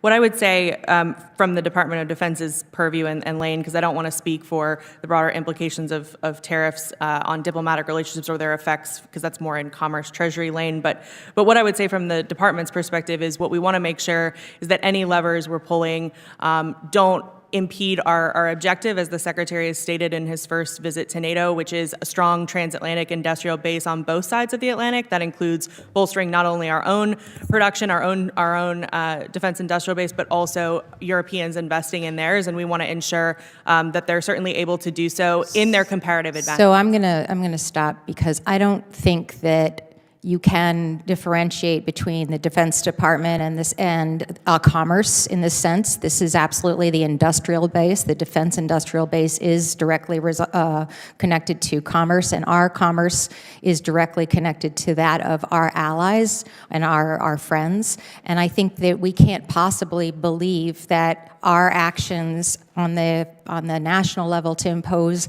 very, very high tariffs and levies upon our allies could not affect their readiness and their ability to produce and manufacture and even buy from the United States those weapon systems, amongst other things. I'm really frustrated, to be honest, with your testimony, which has consistently been evasive and consistently tried to say that it's not within your lane to comment on things. And I guess I went back to try to understand your position and your tenure. And I've got to be honest, it appears as though you've been in this job very short amount of time, and it appears as though you've been here a very, very short amount of time. And so I would ask the administration why you're the person that they asked us to talk to about these issues, because it just doesn't seem as though you have the knowledge to be able to answer the questions. I will echo my colleagues' frustration that I don't want to waste my time on these questions. General Cavoli, I'm so sorry about the soldiers that we lost in Lithuania. I am very, very sorry, particularly for their soldiers themselves and their families, but I'm also particularly saddened. That is the partner nation with Pennsylvania, and so I take it very, very seriously that we have an amazing alliance with the Lithuanians, and worry very, very much that our men and women, Pennsylvanians, will be in harm's way, possibly if we don't find the way to peace and we don't find the way to address Putin's aggression, not just with Ukraine, but his intents with the rest of the European continent, I believe. I also do want to thank you so much for your service, sir, and I really do hope that you have opportunities to enjoy the remainder of whatever life brings you. I'm very, very grateful to you. With that, I yield back. Chair, and I recognize the gentleman from North Carolina, Mr. Harrigan. Mr. Chairman, thank you, and to both of our witnesses, thanks for your testimony today. And General Cavoli, I never thought I'd say this, but I absolutely echo the comments of my two Navy SEAL colleagues here in expressing well wishes for your retirement. General Cavoli, I've got a couple questions for you today. One of the things that you testified about is that this really is an industrial war, and that we're behind in industry. Is that correct? This is an industrial scale war, sir. It's using a lot of old-fashioned equipment that requires heavy industry. And when we look at our own ability, we need the ability to produce more weaponry more quickly. And would you also agree that this is a technologically different conflict as well? Yeah, it is, sir. There's a very interesting mix of legacy equipment and high tech. And it really seems that the side that's able to combine those two advantageously and then out-adapt the other side's countermeasures and countermeasures, that side gains the advantage for an enduring period. Is it your understanding that 80% of the Russian soldiers who are being killed in the Ukrainian conflict are being killed by FPV drones? Yes, I have seen those figures, sir. I think it's probably pretty hard for us to make sure we're accurate on those, given our ability to be there and count and everything. But it's certainly well over half, and it's certainly a large number, and it's a number that has increased steadily over the course of the conflict. And I would say that these low-cost, high-impact systems are fundamentally rewriting the rules of the battlefield. Would you agree with that statement? Yeah, the equipment, Congressman, that is software defined, where a greater part of its capability is defined by its software. Those are super easy and super inexpensive to modify and adapt. And so you can take a piece of hardware, and by manipulating the software, you can stay ahead of the enemy's countermeasures. It's a remarkable thing we're witnessing on both sides. The Ukrainians have proven especially adept at putting engineers down at the lowest level, observing what the soldiers do with the equipment, making modifications, and putting it right back in the fight. It's a big advance. Thanks for that. And just generally, when I walk into this room, I don't walk into this room as a Republican. I hope my Democratic colleagues don't walk in here as Democrats. I know sometimes we all do, but I walk in here as an American. And I think however we feel about the Ukrainian conflict, particularly as a former special operator, that I think it would be unwise to not learn the lessons of this conflict. And one of the concerns that I have, particularly as we've talked about our defense industrial base being behind, the difference between high-cost, exquisite capabilities and low-cost, ubiquitous capabilities, and the capacity to actually build those capabilities. One of the concerns that I have, given the fact that 80% of Russian soldiers are being killed by FPV drones, is that we have little to non-existent capability in our country to produce these drones. Would you agree with that statement? Well, we do have some capability, sir. I know a lot of people are working on it. I think as it goes to the U.S. military, I'd refer you respectfully to General George, the Chief of Staff of the Army, who's working very hard to distribute smaller drones at the lowest level and to proliferate them across formations. He's got a program that he calls Transformation in Contact, where he uses brigades that are deployed either into the Pacific or into Europe to accelerate his distribution and his deployment of these drones. I know that he needs some changes in the way funding works, but I'd leave it to him, sir, on that. And I think I'm aware of these, but I think we're talking about, thousands quantity. And am I correct in saying Ukraine will produce approximately 4 million FPV drones this year? Yeah, that's right, sir. So we are very far behind that level of production capability for something that is achieving decisive impacts on today's battlefield. Right. They are producing drones like most countries produce ammunition in massive quantities for expenditure. Should we be doing the same thing in the United States of America? I believe we should be doing that, and I believe we are increasingly going to be doing that. It's not my responsibility to speak about those programmatic, sir. Thank you, General. Chairman. Thank the gentleman. Excellent line of questions. Gentlelady from California, Ms. Jacobs. Thank you, Mr. Chairman. Ms. Thompson, do you believe the European Union was formed to hurt America? I do not. Okay, I ask because the president publicly said yesterday that the European Union was formed in order to screw the United States, and even floated the idea of using military force to take Greenland from Denmark, a NATO ally, because we, quote, need it for national security. Those kinds of statements suggest a U.S. stance that our European allies and institutions are adversaries or fair game for coercion. In your view, do such positions reflect a coherent U.S. strategy toward Europe? Thank you for the question, Congressman. What I would say is, as far as our approach to our allies and partners is one, first and foremost, of honesty. We want to be honest with our partners, and we also want to be honest about the fact that they need to step up. And that's what I was emphasizing in my testimony when I referenced the administration's priority to bring European and Canadian allies within NATO to 5%. And we've already seen great strides in that process, and then also have our European allies lead out, particularly on the future of security assistance to Ukraine. And I would also underscore that Denmark and our bilateral relationship with Denmark is certainly a part of that equation, and we want to have a robust security relationship there, particularly for the reasons that you identify as far as Greenland being critical to homeland defense, and we would share that view. Okay, great. Well, it's good to know that our approach is about honesty. I guess I'm glad the president publicly, honestly said what he thinks about our European allies. Ms. Thompson, are you aware that Europe pays for 84% of NATO's infrastructure at U.S. bases, and that Poland is spending over $300 million annually to support U.S. troops directly? I am certainly aware of Europe's contributions to NATO, for at least on the defense side. I know there's different streams of funding for defense contributions, or for NATO contributions on the state side as well. Okay, and so how do you square that with calling them free riders? So I think the commentary that I made, and then certainly that the administration has made, really stems from this chronic underspending of being under the 2% threshold. The Wales Pledge in 2014 was made in a security environment that was arguably a lot more secure than the security environment that we face today, certainly from the adversaries that the U.S. is facing.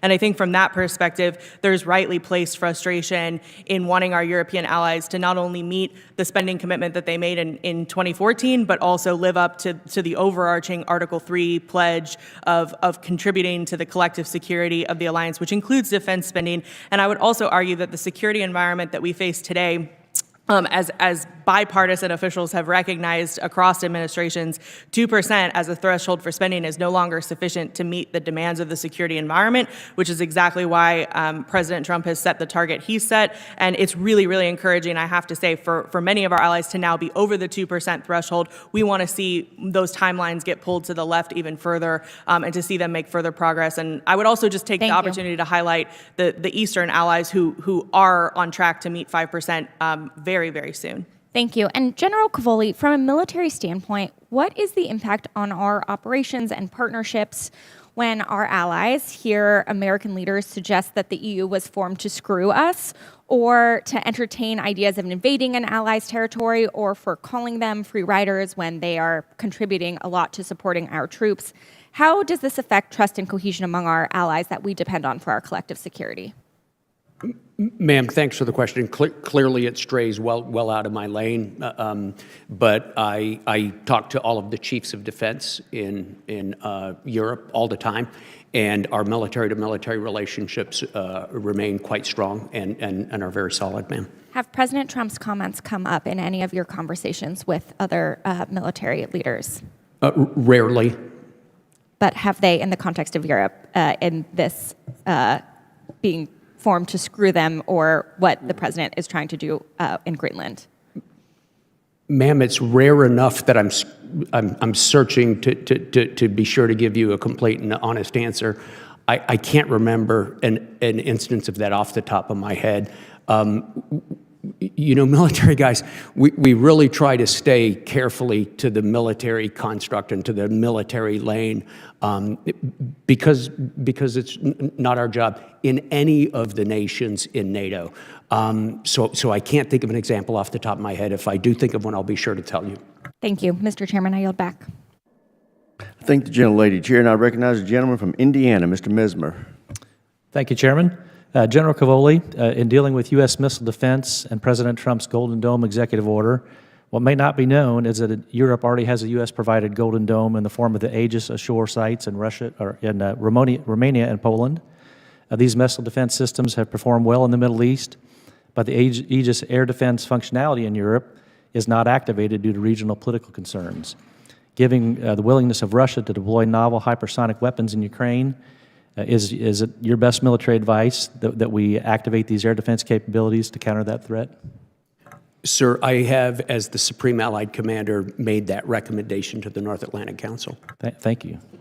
Also, can you explain how the missile defense architecture that we've invested in Europe could protect the U.S. homeland? Oh, sure. So, some of the radars involved provide some of the very first warnings, and there's quite a bit more, but I think I'd be more comfortable discussing it in a closed session, sir. Fair enough. Okay. Given the U.S. increase of the drone threats to critical infrastructure military bases in Europe, how is EUCOM planning to integrate directed energy technologies into its counter-drone defense? First of all, we're eager to do that, Congressman, because a lot of the other kinetic solutions are pretty problematic to use, you know, in congested areas and bases that are in congested areas. We're planning to use a layered defense and a full suite of different capabilities, some of them electromagnetic interference, some of them directed energy, as you said, some of them just kinetic projectiles. It's important to remember that we've got to do that in close connection to civil authorities from the host nation, and each nation has different regulations for spectrum management, for the release of weapons and things like that. So we work through this daily. It's a pretty big initiative.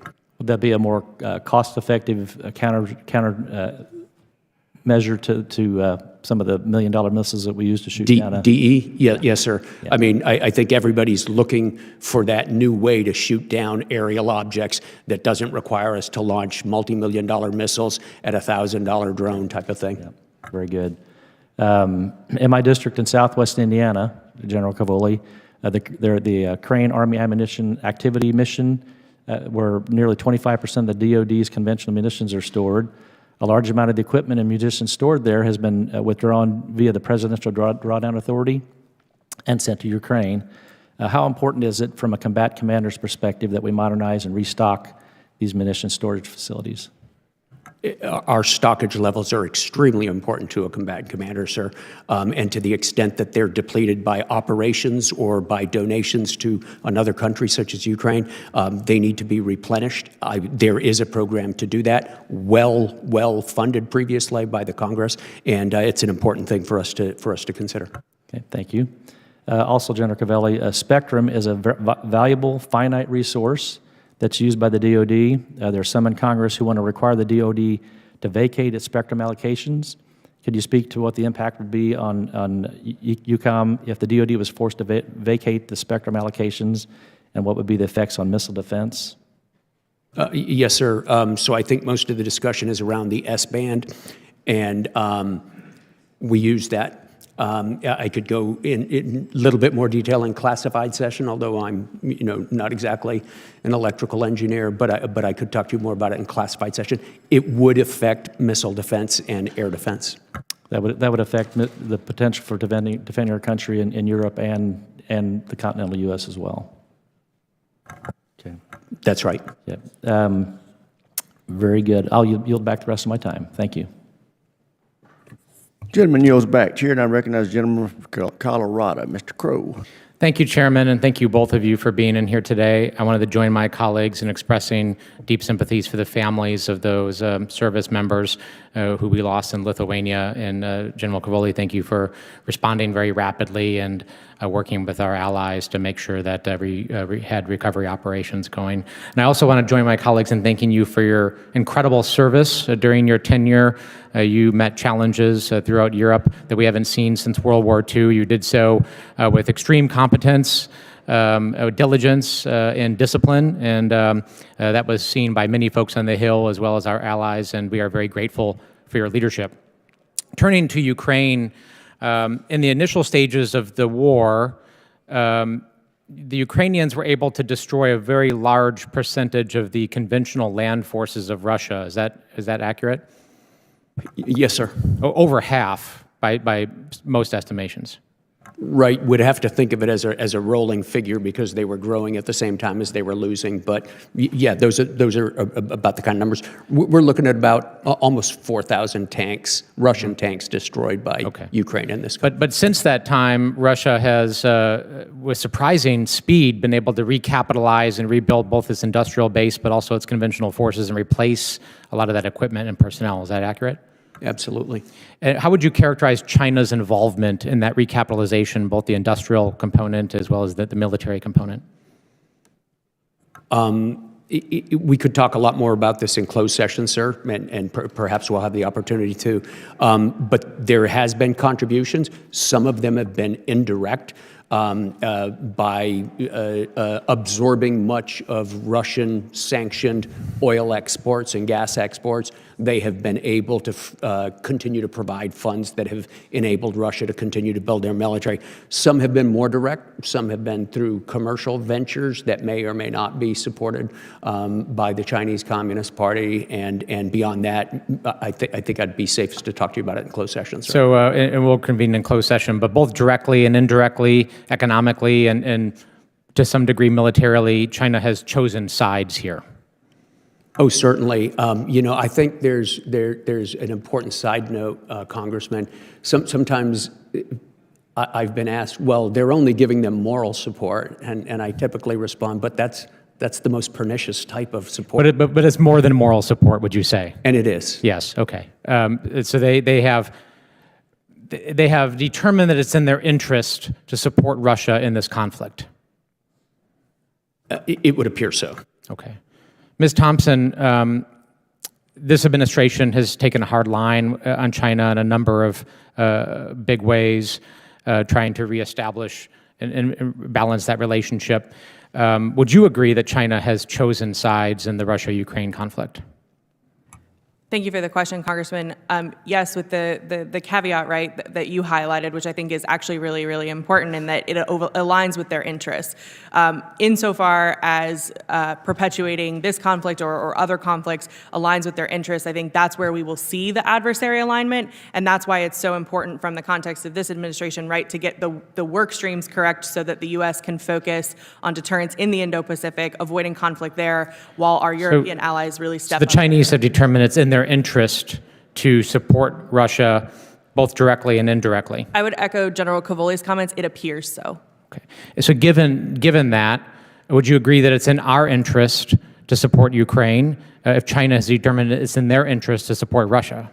I would perhaps take it a step further, Congressman, depending on how you look at it, which is I think that's the impetus for trying to get to peace in Ukraine so that we don't continue to burgeon that relationship or continue to allow the interests to overlap, particularly given the situation, and I know I don't speak for Indo-PACOM, but particularly given what You're we're not facing. willing to say, though, it's in our interest to ensure Ukraine is successful in this conflict.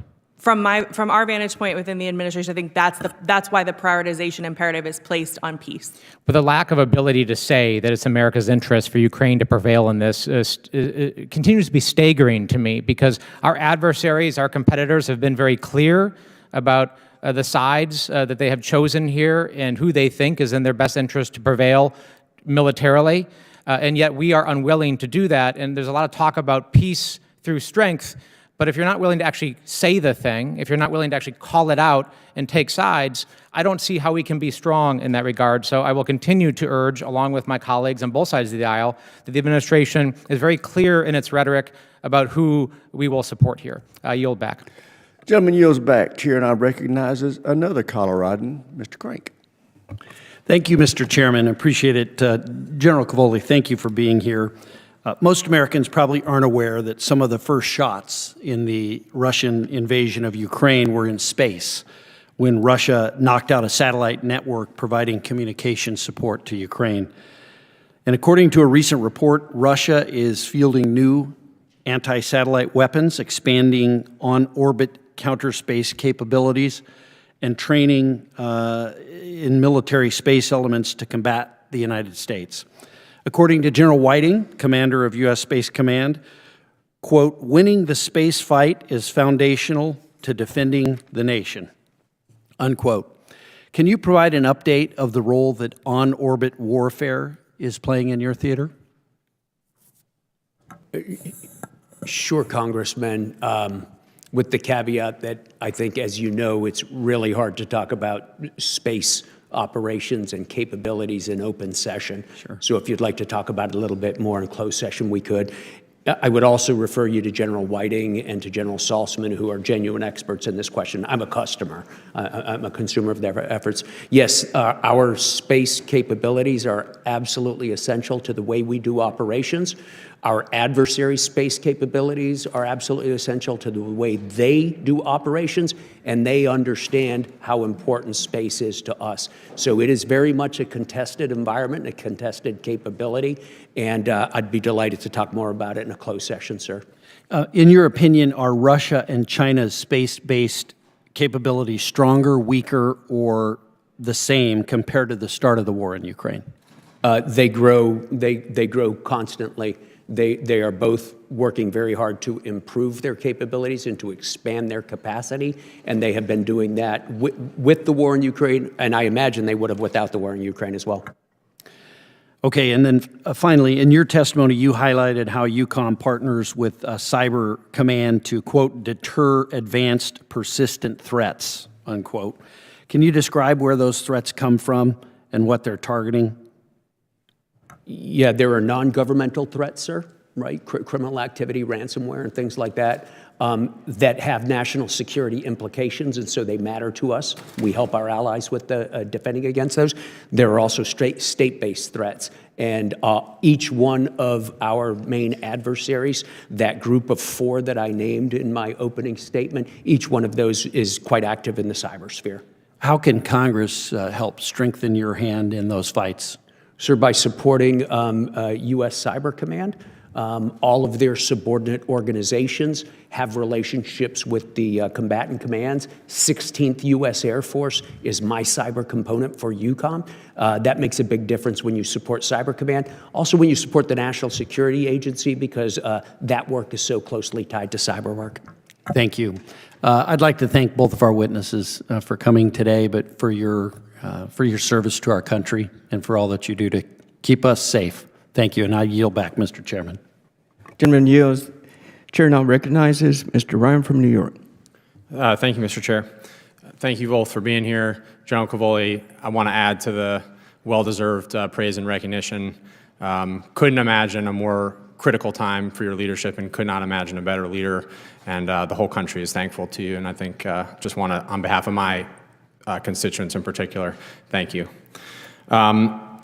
Your leadership, not only as EUCOM commander, but as SACUR, has been indispensable. And as I'm sure everyone in this room knows, that position has a deep historical significance, starting with General and ultimately President Eisenhower as our first Supreme Allied Commander. In a way that is truly staggering to all of us, including, the chair has weighed in on this as the ranking member and many others. The plan that was floated in March to restructure combatant commands and give up U.S. command of that role, I think would be a massive step backwards. You've talked a little bit about it in front of the Senate last week. One of my colleagues from the other side of the aisle, Mr. Bacon, has said, quote, "It signals a weakening commitment to NATO, and I think it's wrong." Former SACEUR Admiral Stavridis said for the United States to give up the role of Supreme Allied Commander of NATO would be seen in Europe as a significant signal of walking away from the alliance. Can you speak a little bit about, given your unique view into that role, how would Russia and Putin specifically view us backing away from that role? Thanks, Congressman. First of all, thanks for pointing out the role General Eisenhower had as the first SACEUR. You might imagine his likeness, his photographs, busts of him are all over the headquarters. There's one sitting behind my desk that looks over my shoulder, checking my homework every day. So if you want to feel a little bit of pressure ever, just take a job that Ike had. Big shoes to fill, indeed. Everybody relies on SACEUR. Our allies want American leadership. Our allies would like to have an American as SACEUR. From our perspective, we gain quite a bit of influence from it, right? I have a very loud voice inside Europe as a result of my position, and I think those are to our advantage. Of course, what the United States decides to do is always going to be a policy matter, and there are other considerations that our civilian leaders will take into consideration as they think about these things.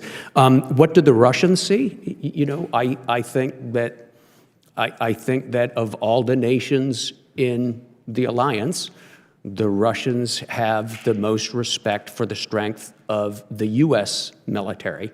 They respect all the militaries, and especially the collective military, but we are the military that stands out as something for them to worry about. And so an officer who has the ability to command U.S. forces probably is a bigger problem for them than not. I can only imagine, truly, what General and former President Eisenhower would think about us even considering walking away from that position. I think it's embarrassing and pathetic, which leads me to my follow-up question for you, Ms. Thompson. Given your opening, albeit very short and heavy on buzzwords, posture statement, where you use the term factory reset, which I have no idea what that means in the context of something so critical and nuanced as what we're talking about. But given that, I wanted to ask you what you mean by that. And specifically, in January of this year, actually, January 2025, Senator Mike Lee called explicitly for the United States to leave NATO. Is that correct? Again, I represent... Would you know, since you were his national security advisor up through January? I left on January 20th, 2025, so if it was after that, that was not something that I would have seen. Well, do you think we should leave NATO then? Again, I represent the Department of Defense. I can only speak on behalf of the Department of Defense, and Secretary Hegseth has been very clear we are not stepping away from So what NATO. does he mean then on behalf of the Department of Defense by factory reset? Is it us walking away from the leadership of NATO and you heard some of the consequences of that? Is it us abandoning NATO? At a minimum, if we're going to make such a major change, I know you're doing your posture review, but I think we owe the American people a transparency around something that would be so impactful to our security. So first and foremost, on the SACEUR question, if the question is the department considering that change, my definitive answer is no. Second part, on factory reset, the Secretary, in his remarks to the North Atlantic Council and to the Ukraine Defense Contract Group, was very clear that by factory reset, what we mean is returning the focus of the alliance to defense and deterrence of Europe, to the core mission, and to be frank, to Eisenhower's original mission set and call for the alliance, which is conventional defense and deterrence in Europe. Certainly that's what we are expecting of our European allies, with the U.S. as the nuclear strategic deterrent backstop as well. But factory reset really does mean returning to the core fundamental mission of the alliance, which is defense and deterrence of Europe. Gentleman's time's expired. Chair now recognizes a gentleman from Arizona, Mr. Amadei. Thank you, Mr. Chairman. And thank you to our panel for coming today. The conflict in Ukraine is the convergence of tensions not only with Russia, but also Iran, North Korea, and China as well. Now, we have an America First mandate to first protect the homeland and to use the strength to deter war. That's a mission that the Biden administration failed to achieve. Now we are divided across the Asian, European, and Middle Eastern theaters, and we face tough choices. There simply aren't enough brave young men and women, sons and daughters, to be everywhere all at once. Now, America First doesn't mean America alone. And yet, a continent divided by Chinese and Russian economic penetration cannot stand.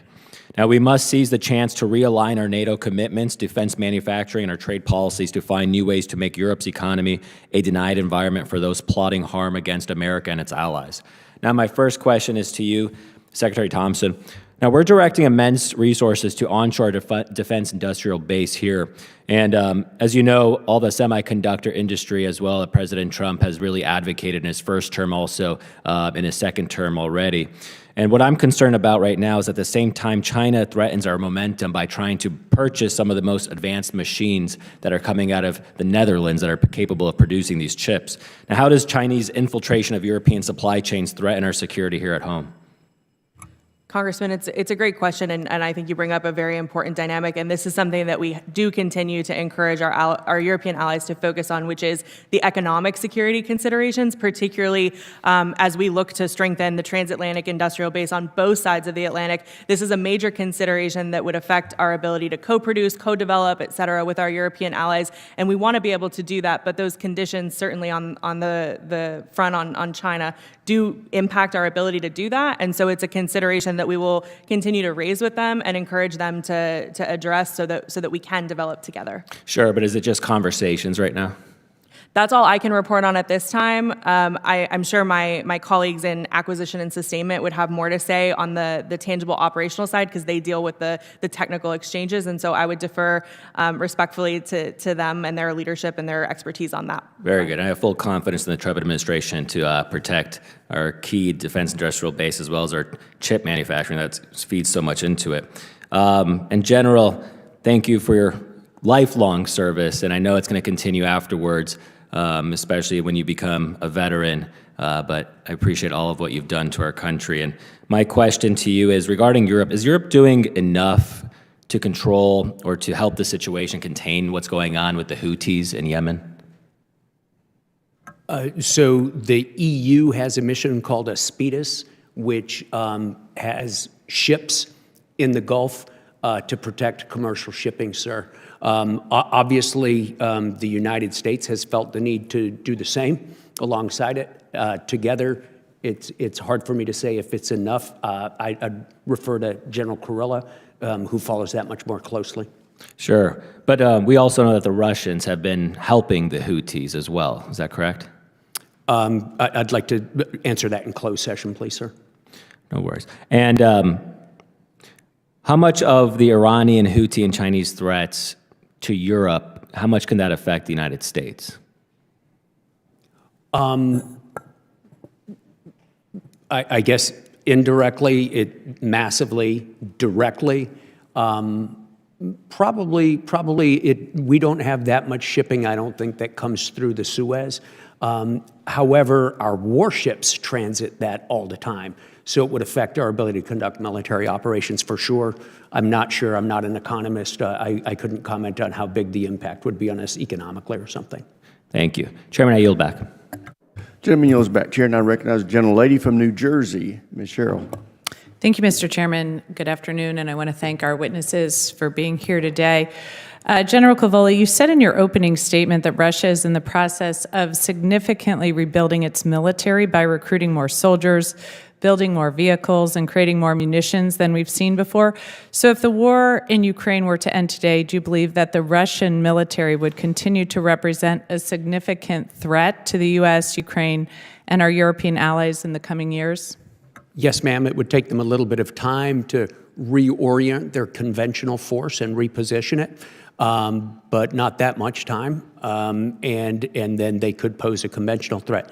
Very important for me to add, however, that they have never stopped having their strategic capabilities, their nuclear submarines, their long-range aviation. their cyber, their space, all of that is alive and well and largely unaffected by the war in Ukraine. Thank you. And if Russia was able to retain and control significant portions of Ukrainian territory once the war ends, do you believe Russia would consider that a victory and consider launching a similar invasion of Ukraine or another European country in the future? It's hard for me to predict the future, ma'am, but I think it's very safe for all of us to say that wouldn't prevent them from doing it in the future. It would certainly leave the door open for them. Yeah.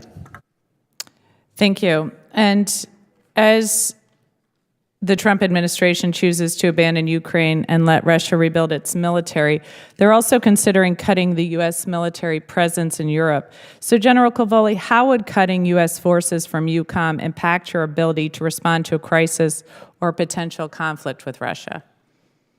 Ma'am, it would increase the amount of time it took to respond. It depends, of course, on what forces were hypothetically to be removed. It depends on what kind of action were required to counter Russia. But clearly, moving things to the other side of the Atlantic increases the time-space challenge. Other than that, I don't want to be evasive, but it's really a very situation-dependent question. And would removing, I guess, to be more clear, our brigade combat team from Poland or having our forces stationed in Germany or Italy slow your response to a Russian assault on our Eastern European allies? Yes, I've consistently testified to that. Thank you. So as we move forward, can you just talk a little bit too, as you mentioned, about what you think the key strategic aspects are of Russia's military? So in the broadest sense, ma'am? That provide the biggest threat to the United States? Yeah, their nuclear arsenal. What about Right. their cyber capabilities? I believe their nuclear arsenal poses a bigger threat. Their cyber capabilities are more likely to be used, but in most cases wouldn't have the catastrophic effect that the nuclear threat would have. But of course, that again depends on what nuclear weapons we're talking about, what cyber attacks. But in general, I would say the nuclear capabilities, and then I would say the space and cyber, sort of on a level. But conventionally, their strategic advantage continues to be mass, that they can put in direct proximity to NATO forces that challenges us to respond in time across the spaces required. So basically, they can put a force into place that would cause us to have to react in a timely fashion. And that time-space problem is really the essence of conventional deterrence on the continent. And given the recent conflict in Ukraine, what has been what will be the hardest for Russia to rebuild in the aftermath of that?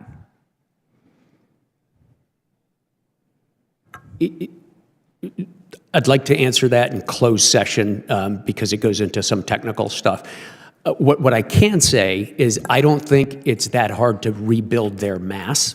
They have manpower available. They demonstrate the willingness to conscript it, and it doesn't take that long to reconstitute the size of their old force or even to increase it. They still have equipment and storage that they could pull out and renovate, and they have increased their ability to produce legacy hardware, tanks and armored personnel carriers and things like that. So there are some things that are easy. The things that are hard, it'd be better to answer in closed session, ma'am. Thank you, and I yield back. Chair, I'm recognized as a gentleman from Guam, Mr. Moylan.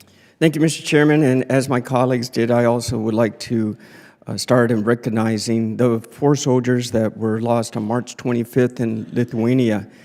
Mentioning their names, Staff Sergeant Troy Nuxam Collins of Battle Creek, Michigan, Staff Sergeant Jose Duenas, Juliet, Illinois, Staff Sergeant Edwin Franco of Glendale, California, and Private First Class Dante Titano, a son of Guam. These brave men were lost too soon in a tragic accident, and our hearts and thoughts and prayers go out to their families and loved ones during this challenging time. And I ask for my colleagues in the audience to please have a moment of silence.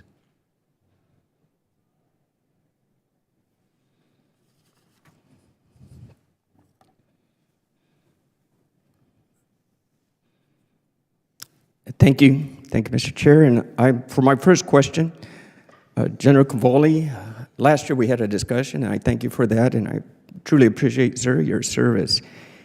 And I understand what you're going through with the EUCOM, and you're doing a fantastic job, sir. And previously, we talked about how the U.S. territories in the Pacific will seek their protection with Article 5. But that's not the case and would not. But however, Article 4 gives the authority for consultation and non-obligated support. Just want to know on your what the situation now we have with EUCOM situation, our strategic situation, are our allies, sir, still willing to support us in the Pacific? And with your experience through this situation, how can we better coordinate with your partners on security cooperation and international organizations and regional security in Pacific and Asia? General? Thanks, Congressman. First, thanks for your kind words about our servicemen. Yeah, so many of our European allies have direct security interests in the Indo-Pacific. France has possessions there, the UK, so they have direct interest, and they do have military presences abroad there to help those up. They also do stage exercises in order to make sure they maintain the defense of their territories. They also work very closely with the Department of Defense and with U.S. Indo-PACOM to coordinate occasional presence. A UK aircraft carrier is about to start a global mission. They are going to go through the Indo-Pacific. They are going to do so in close coordination with Admiral Paparo. So this gives us additional capacity out there as they come and go, and they continue to do that. However, the alliance is focused on the defense of the alliance territory as defined, as you pointed out, in Article 6. That does not prevent them from operating outside my AOR. SACIR's AOR does not include the United States, but the only time the alliance has declared Article 5 in its history was the morning after 9/11, when they declared that it was an attack on all of us and sent NATO AWACS planes to help our Operation Noble Eagle to defend our skies in the aftermath of those 2001 terrorist attacks. Thank you, General. And also with the expansion of the ballistic missile system we have in Yukon, I'm wondering, especially with the Aegis Ashore and the sites in Romania and Poland, the Golden Dome that we're looking at, what is this experience and these lessons learned that we can reflect to help us in the Indo-PACOM area? So at an unclassified level, we're able to collect an awful lot of information about adversary rockets and missiles during the course of the conflict in Ukraine. A lot of that is given to us by our Ukrainian colleagues. You know, we gave them radars to defend themselves. They give us back invaluable data that we're able to study. So that's only one example, sir. Thank you, General. Ms. Thompson, just one quickly. We just got a few seconds. Pacific. That's right. I got to visit him there. Who was the last SecDef that came to the Indo-Pacific to Guam before our current Secretary of Defense? I actually don't know off the top of my head, but I know it has to have been 10 years at least. At right? least. It was Rumsfeld. Oh, that's right. I'm glad the interest of the United States for our Secretary of Defense is going from not just from the West Coast to the East Coast, but from the Atlantic to the Pacific. So I thank you. Thank you for your testimony, General. Sir, thank you. Gentleman's time's expired. Chair now recognizes the gentleman from California, Mr. Cisneros. Thank you, Mr. Chairman, and I also want to give my prayers and sympathies to the families of the service members who lost their lives. And General Cavoli, thank you for your years of service as you kind of approach the end of a fantastic career that you've had. So thank you, sir, for everything. So when I was Under Secretary of Defense for Personnel Readiness, I had a meeting with one of my counterparts from Latvia who was really concerned about how they could build up their reserves. I mean, to the point they were worried about the Russians and the possibility of them coming there, that they were actually drilling, elementary school children, preparing military drill, ensuring that they're learning that in elementary school to get them ready as they matured and got older. Obviously, I think all the Baltic states, Lithuania, Estonia, Latvia, they're all very concerned about the Russians, and the invasion into Ukraine probably did not ease their tensions. But how are we preparing our Baltic allies, getting them ready for the possible threat of a Russian invasion, and really, and maybe might be more for for the classified briefing, but what is the possible threat of later on if the Russians are successful in Ukraine, that they will continue their aggression on other former Soviet states? Thank you, sir. So we help them in a variety of ways. First, how does NATO help them? NATO's new defense plans give a structure for them to plan and to nest their national defense plans inside. So those plans go together with the NATO plans, and this really helps a defense planner clarify a whole bunch of things about how much of what he needs where, et cetera, et cetera. Second, the command structures that have been outlined and the relationships that have been outlined as a result of the plans or inside the plans gives them permanent relationships for units to build readiness with and headquarters to build procedures with. So that's one big advantage that helps them a great deal.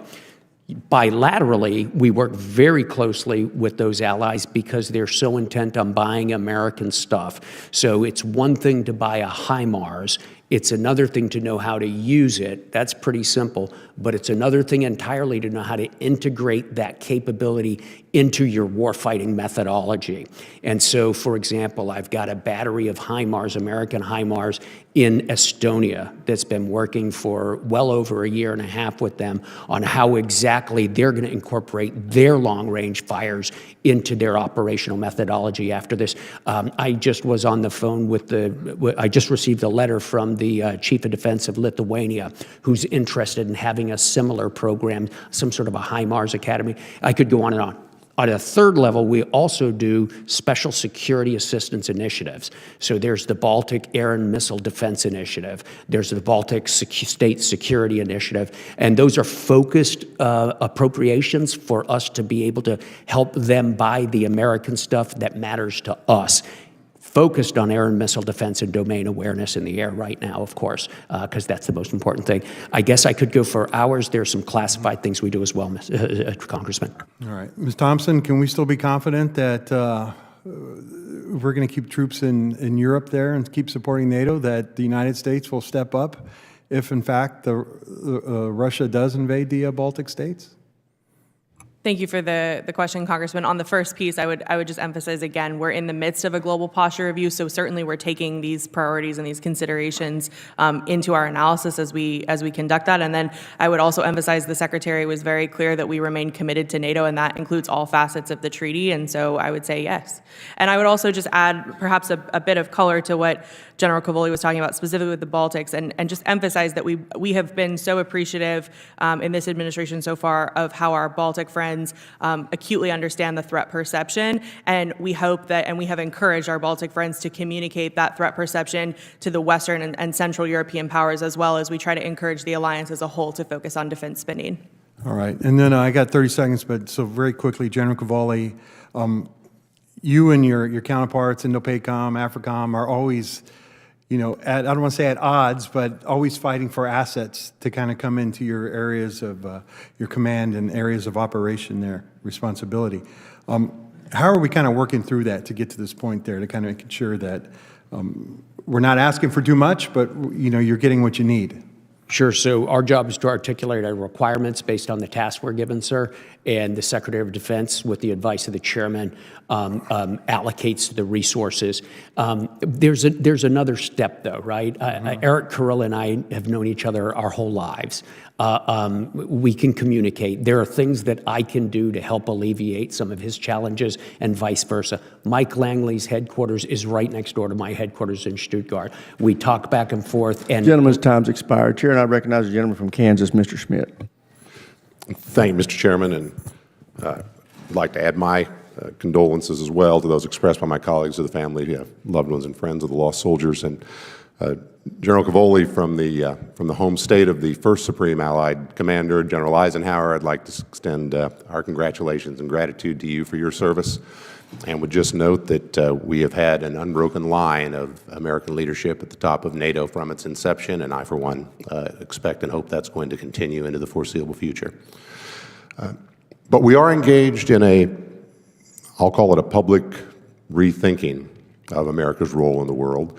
Everybody in this room certainly spends their lives, their careers, their talents focused on this at a granular and strategic level every day, but because we've been effective at that for so long, many Americans have not had to engage in those discussions out and about, and their support is critical as we make the decisions that move us ahead. So with that in mind, General, I'd like to ask a couple of questions that are intended to inform the public discussion, not only the particularized discussion.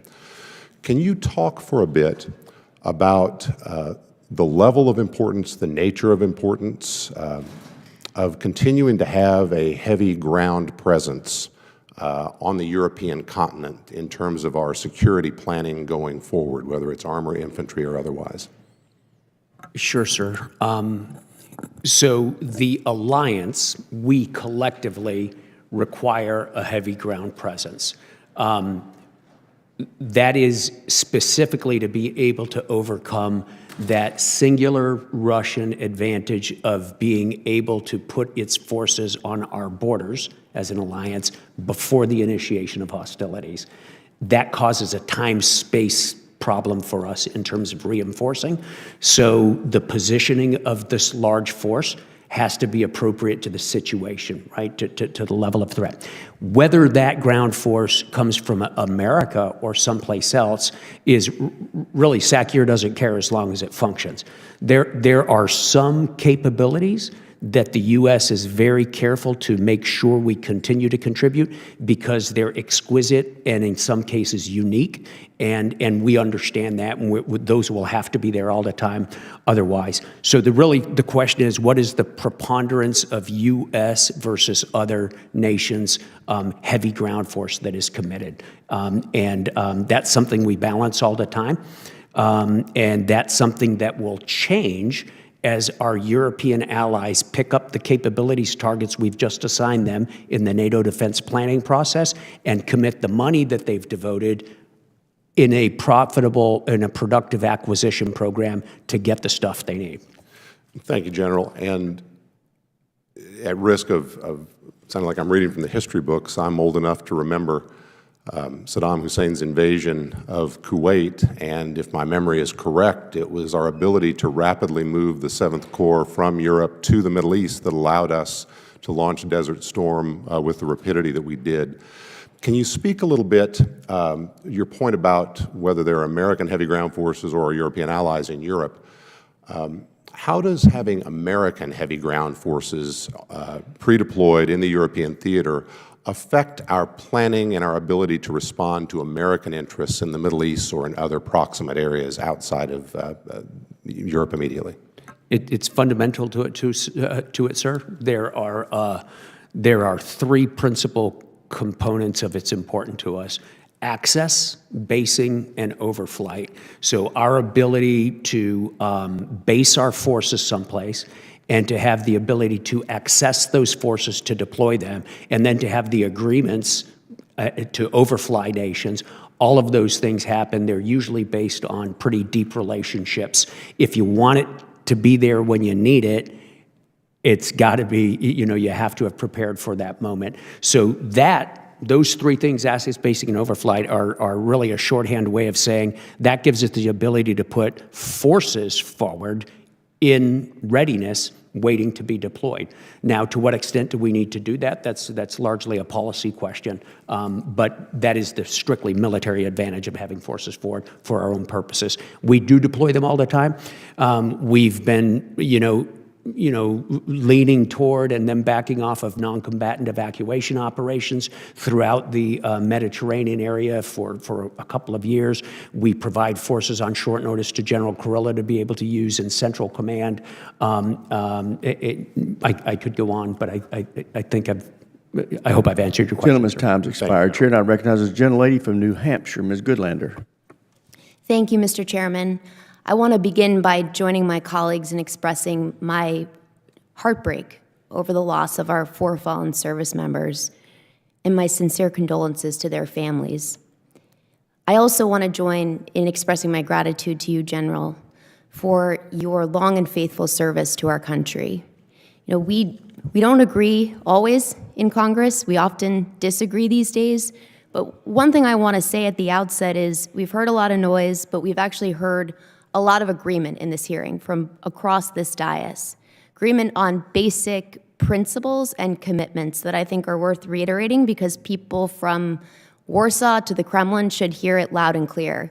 Does the United States of America have a national security interest, General, in the survival and the strength of the NATO alliance? I believe it does. And Ms. Thompson? Yes, ma'am. And what about the survival and strength of our European allies, including Ukraine? Yes. Yes. Thank you. I think it's important that we reiterate these basic principles. And General, could you elaborate on what is the nature of that national security interest that we have in the NATO alliance and in the survival and strength of Ukraine? Yes, ma'am, absolutely. So a lot of the interests are a lot of the benefits are rooted in common interests, common values, common histories, things like that. I'm not going to go into those just because that's subjective, debatable, and people have different opinions on it. As a military matter, some of the most advanced militaries in the world are in the NATO alliance. And some of the militaries in the world that we can be surest will work with us and are militarily interoperable with our forces are in the NATO alliance. It's surprising when you go outside of Europe how much the absence of something like NATO, the structures, the interoperability, is noticed immediately. Thank you, General. This may be more for a closed setting, but you shared with us in your written testimony and several times today that Russia's war in Ukraine is the most visible sign of Moscow's great power ambitions. So I want to give you an opportunity to tell us a little bit more about how you think about Vladimir Putin's ambitions. What would satisfy Vladimir Putin? Would taking the eastern half of Ukraine satisfy his ambitions, or would it embolden him? Well, I think if we go back and look at the history of his tenure as the president of Russia, you can follow his ambitions. They're pretty consistent, but they expand. Clearly, he's not yet been satisfied with the amount of Ukraine that he's taken over because he's continuing to try to fight forward. How the conflict ends, may disprove that. We don't know yet, but he certainly is interested in controlling the nations that are in his immediate neighborhood by whatever means necessary. And we've seen that demonstrated consistently over time. Could he stop tomorrow? We don't know. General, you testified to the importance of our intelligence cooperation with our European allies and with Ukraine. You said that our ability to gather intelligence is enabled by enduring relationships that cannot develop episodically and that must be sustained. Can you, as someone who comes from the intelligence world, thank you for recognizing the important role that our intelligence cooperation plays. Is pausing our intelligence cooperation with European allies a good thing for America's national security? No, we want continuous sharing of intelligence. We normally do it, as you know, ma'am, on a bilateral basis. We have very strong agreements with the nations in the alliance about bilateral intel sharing, and we're very grateful for it. Was the pause last month in our intelligence cooperation and sharing with Ukraine, helpful or harmful to America's interests in your area of operation, in your region? That one I have to answer in closed session, ma'am, because I just have to answer that one in closed session. Thank you, General. With that, Mr. Chairman, I yield back. Gentlelady yields back. Chair now recognizes gentlelady from Maryland, Ms. Elfreth. Thank you, Mr. Chair. And in general, I too echo my deep condolences for the lives lost and service members and their families, and echo my colleagues in congratulations and thanks. As the daughter of an entryman, he only retired as an FSC, but I greatly appreciate your 38 years of commitment to this nation's security. It doesn't go unnoticed from this committee, so thank you very much. Not to correct you, ma'am, but there's no such thing as only an SFC. I think my MLA might agree with you. So I want to dig in, General. You mentioned the contributions of our allies in your command in EU-COM, such as Poland, as to the security of Europe and the subsequent security of this nation. You also mentioned Denmark as recently increasing its financial contributions here, but also critically expanding its patrol of the Arctic. Can you please just briefly expand on the importance of that particular allyship with Denmark? Sure. Yeah, Denmark, ma'am, is one of our strongest allies. The bilateral relationship, from the Danish perspective, is far and away their most important bilateral security relationship. I've known the Prime Minister of Denmark for quite a while, and she would initiate any conversation with that comment. They have been very reliable allies. They've got a high-tech military, not a big one, but it's high-tech. They have extremely competent special forces and naval special forces, and they contribute those liberally to the operations under my command as the Supreme Allied Commander. So, yeah, very strong ally. We love all our allies, but I would say that Denmark's a very strong one. You don't have favorites, but I appreciate that. Ms. Thompson, reflecting on that, wouldn't you agree that the president's threats to possibly utilize military force to seize Greenland, a territory of Denmark, could only threaten that key allyship and, again, our shared ability to address the threats, particularly from Russia in the Arctic? Thank you, Congresswoman.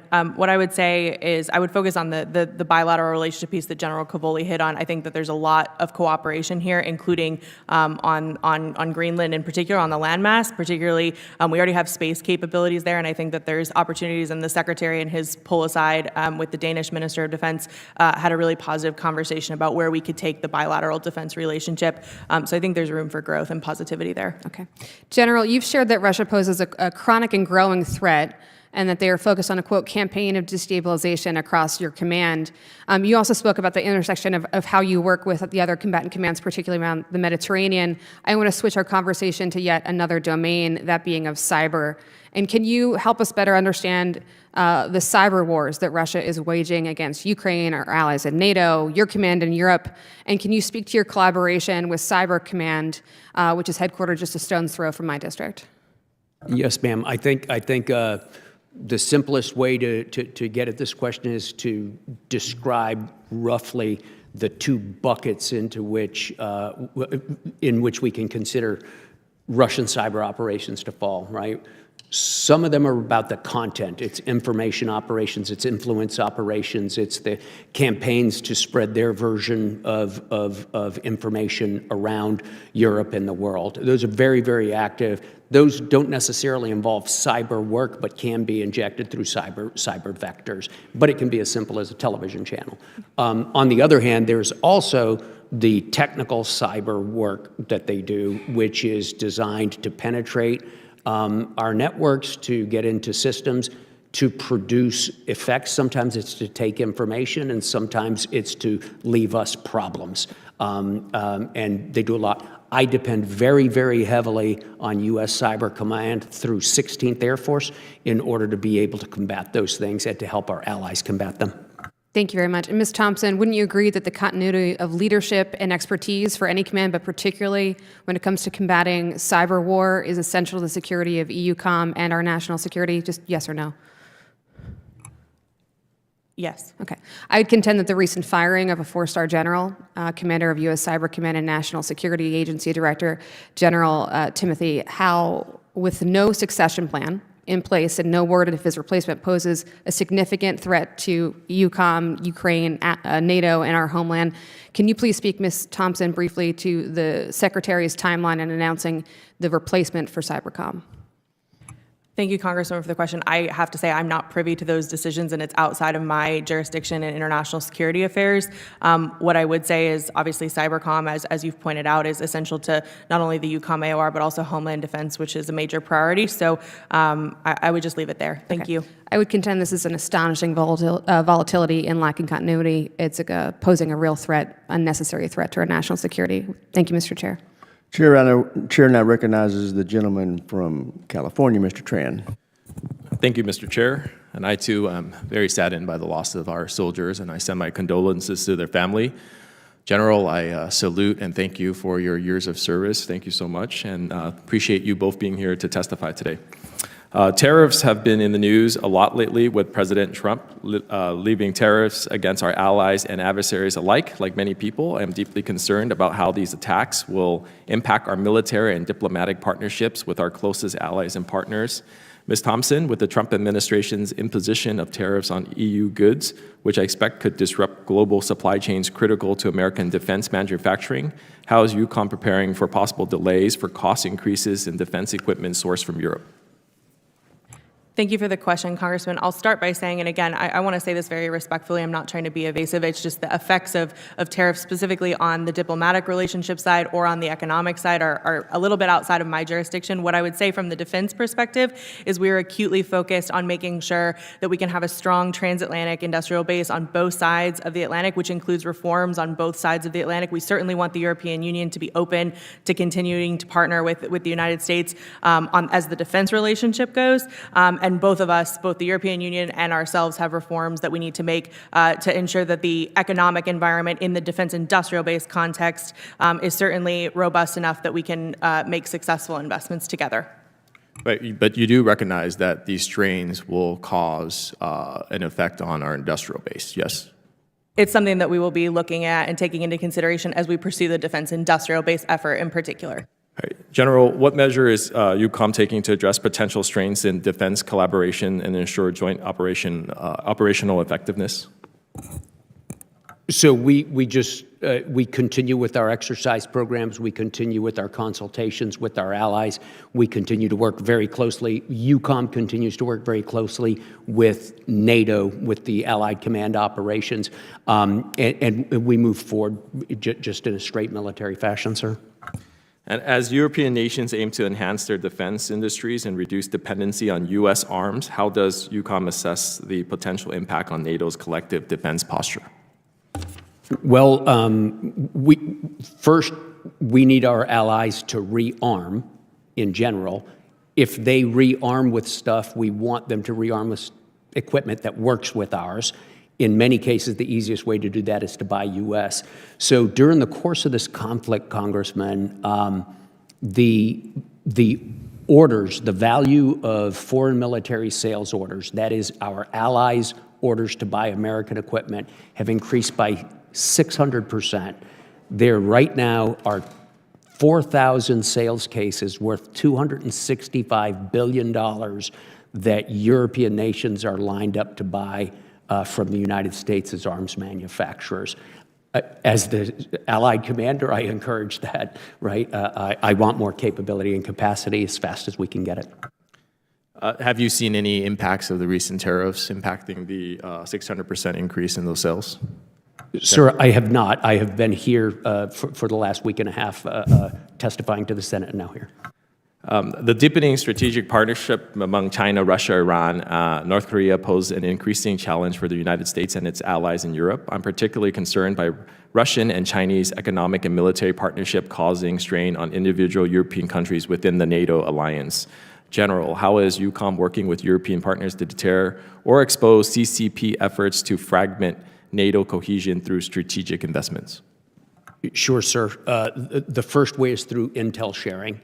Right, we have a number of different, we have many bilateral intel channels, but we also have a few lesser known multilateral intel sharing fora.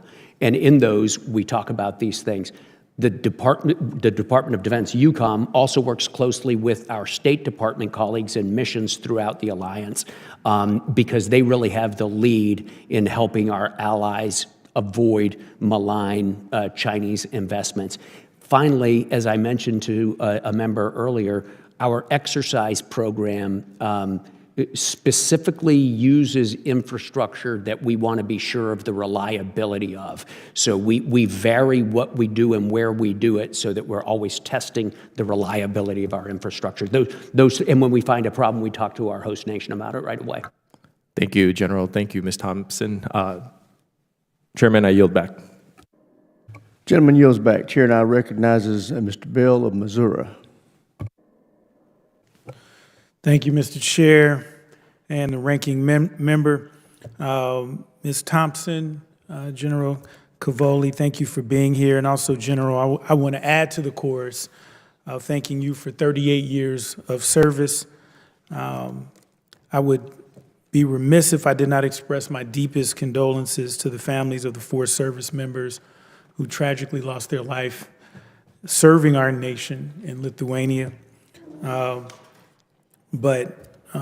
Again, thank you for your service, and on behalf of my district in the St. Louis region, we want to thank you. And since you got a little time, if you ever want to come out, we're known for a beer. You can have that now, right? We're known for that in Cardinals game. So while our European allies have been working to increase their defense spending to meet the 2% NATO defense spending target, the administration's recent decision to impose tariffs on nearly every NATO country and allied partner could undermine these efforts and potentially slow our collective progress. General Cavoli, how do you foresee these tariffs impacting the defense spending of our European allies? You know, I don't know, Congressman. Sir, in an economic sense, I'm not an economist, so I can't walk through the trail of how it'll work. I do know that our allies are determined to increase their defense capability and capacity, no matter where they buy things from or no matter how they get it. That is nearly a universal sentiment in the alliance right now. And to spend more than 2% as you go around, you hear a lot of that. And are these countries now less likely to meet the 2% target due to these tariffs? And will this hurt our European allies, including the Baltic states, who outspend the U.S. As a percentage of GDP? Sir, if they're unable to access our market or if they have to pay more than expected for equipment, certainly that's going to affect how much capacity they can build, how quickly. I don't know how the tariffs will exactly do that, though.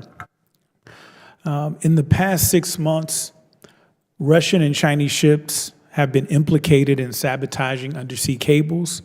This comes as no surprise given Russia's ongoing efforts to target Ukrainian power cables, telecom links, and gas pipelines since its invasion of Ukraine in 2022. General, how is European Command addressing the threat of sabotage or disruption of undersea cables in European waters, and what steps are being taken to mitigate the risks posed by state actors, particularly Russia and China? So European Command, sir, first, as with some of the other responses, shares intelligence when we get intelligence on this to support our allies as they defend their own infrastructure. We also defend our own U.S. critical infrastructure that's overseas. Interestingly, the biggest collective defenses of critical national infrastructure don't involve the U.S. hardly at all. So last year, I started an operation called Baltic Sentry, where we brought together under NATO command voluntarily donated ships and crews, as well as coastal defense radars from the Baltic allies, the allies in the Baltics and the Nordics, and we sewed those together into a single operation that surveils and increases our understanding of what's going on the surface and below the surface of the Baltic Sea. For the longest time, there were no U.S. ships involved in that. There are no U.S. ships involved in it today. I think I have 40 Marines who temporarily helped with a couple of radars, and I think they may have departed already. So this is an example of our allies taking that upon themselves as they should, and happily. And if I could get one more question in general, can you discuss the implications if the administration withdraws U.S. troops from Syria? How might this affect our counterterrorism efforts in the Eastern Mediterranean? So it would mainly, from my perspective, affect our ability to collect intelligence. And I have to leave that at that in open session, sir. You know, I concern myself very much with the Russian presence in the Eastern Mediterranean. That has been greatly weakened. Gentleman's time's expired. Chair, now recognize the gentleman from California, Mr. Whitesides. Thank you, General. Thank you, Mr. Chairman. Thank you both for being here at this pivotal time for U.S. interests in Europe. Obviously, this is a time of immense change in your AOR, the shifting U.S. posture, the continuing war in Ukraine, not to mention the recent additions to the NATO alliance. It's clear to many of us on this committee that continued strong support for Ukraine is not only vital to U.S. security interests, but to the continued strength and vitality of our alliances and partnership in Europe. General Cavoli, in the years since Putin's unprovoked invasion, I've been heartened to see that former Soviet states who had previously been deferential to Russia were beginning to push back on Putin's bullying tactics. Obviously, the U.S. posture towards Ukraine has changed a great deal in the last 3 months. In your opinion, how would a U.S. withdrawal from global leadership in support of Ukraine impact these smaller nations' ability to demonstrate independence from Russia? Specifically, in your opinion, will it have an impact on the democracy movement in Belarus? Congressman, it's a great and important question. Well, a lot of answering it would go well outside of my my wheelhouse. I will say that all nations are watching very closely what the U.S. does any place all the time. You know, we're such a mover on the global stage that everybody's constantly observing and calculating against that. That's especially true in those states that have the opportunity to get out from under Russia's shadow. Armenia would be an excellent example of that. So they're watching closely. Thank you, sir. On a similar note, I wanted to ask you about the following subject. So Putin's regime is constantly engaged in egregious cybercrime and offensive cyber operations against us, our allies, against companies, infrastructure, you name it, which is why I was very distressed to hear that this administration initiated a pause on offensive cyber operations against Russia. I'm honestly at a loss to understand how giving Putin's cyber criminals a free pass serves our national security or economic interests. General, does a cessation of offensive cyber operations, either temporarily or ongoingly against Russia, create any risk for our troops and operations in Europe? Sir, any details would have to be spoken about in closed session, of course. The cessation that you're talking about did not pose risk to my troops. If they had, I would have made that clear immediately. Thank you, sir. I just want to say on behalf of Congress and the nation, we're so grateful for your service, and you are what makes America great. So thank you so much. I yield back, Mr. Chairman. Chair now recognizes the gentleman from Louisiana, Mr. Higgins. Thank you, Mr. Chairman. General, thank you so much for being here, sir. You have tremendous service to our country. I'm an old Army guy, enlisted. I wanted to be Navy, but my ASVAB scores were too high. So I appreciate your service, and it just can't be it can't be overstated, the debt that our country has to you, your family. So many decades of sacrifice. Thank you, sir. Thank you, sir. Since you're a former enlisted member of the service, I should point out that Sergeant Major Abernathy, sitting right behind me, is leaving after many years of service this year as well. And we thank him for it. Well, NCO is always quite certain that if the officers don't show up, eventually somebody will notice. But if the NCOs don't show up, well, the Army's in trouble. So, General, Ukraine, I'd just like to chat with you about Ukraine. And if you could, for America and for some members of this committee that need clarity. Could you describe from your perspective, which is quite unique and experienced, what does victory look like? Can you share with us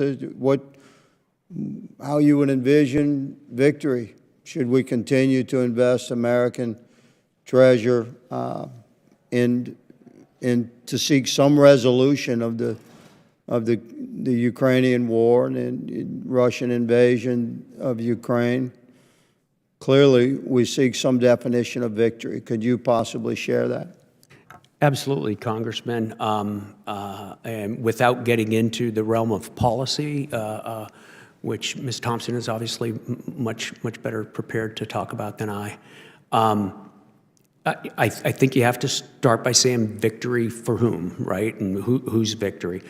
What does a good outcome for the United States look like is one part of that. Okay. What does a good outcome for Ukraine look like? When you think about Ukraine, you can think about it in increments. The first step to winning is not losing, right? So Ukraine has to defeat Russia's efforts to continue to take their territory. Then after that, you have a national question: how much of it do we want to take back, and what is the cost-benefit analysis of what it will take to take that back? And I think the Ukrainians calculate that every day and plan against that every day. So it's a complicated question, but I think an important part of it is we have to ask ourselves, what are the benefits for us in the various outcomes? So to the gentleman's point, and thank you for sharing your perspective there in this setting. You're limited in how you can respond, I'm quite sure. But it's important for America to observe that we do seek resolution of this war. And this Congress and this committee in particular carries quite a heavy burden on making responsible decisions on behalf of the American people that we represent. So defining victory to some of us at this point has become as clear as just a cessation of war, the cessation of the killing. And for some of us, it was difficult to envision any scenario where Ukraine defeats Russia. This seems to be a fantastic projection of the wildest imaginations of what potentials could be. So sustaining the war, it would be sustaining the killing of Ukrainian men and women and the destruction of Ukrainian territories. And it seems to us that Russia can bear the brunt of this conflict for quite a long time. And I would ask the good lady's perspective of, give us a window on ending this thing, and how can we look forward to some sustained peace in a way that Ukraine could measure some prevail. Thank you, Congressman. And I can certainly provide additional color to this in our closed session from a policy perspective. But President Trump, as you've rightly hit on, his goal is to end it as soon as possible. And that's why we're undergoing the peace process that's currently in discussion. And I would say, again, the goal is to end that peace process in an enduring fashion so that we're not at this table again in the short, medium, or long-term period of time. Thank you, Madam Chairman. My time has expired. Chair now recognizes the gentleman from Virginia, Mr. Bindman. Thank you, Mr. Chairman. First, I want to pass on my condolences to you, the entire UCOM family, and the families of the fallen 4 dog-faced soldiers from 3rd ID. That's a tremendous loss.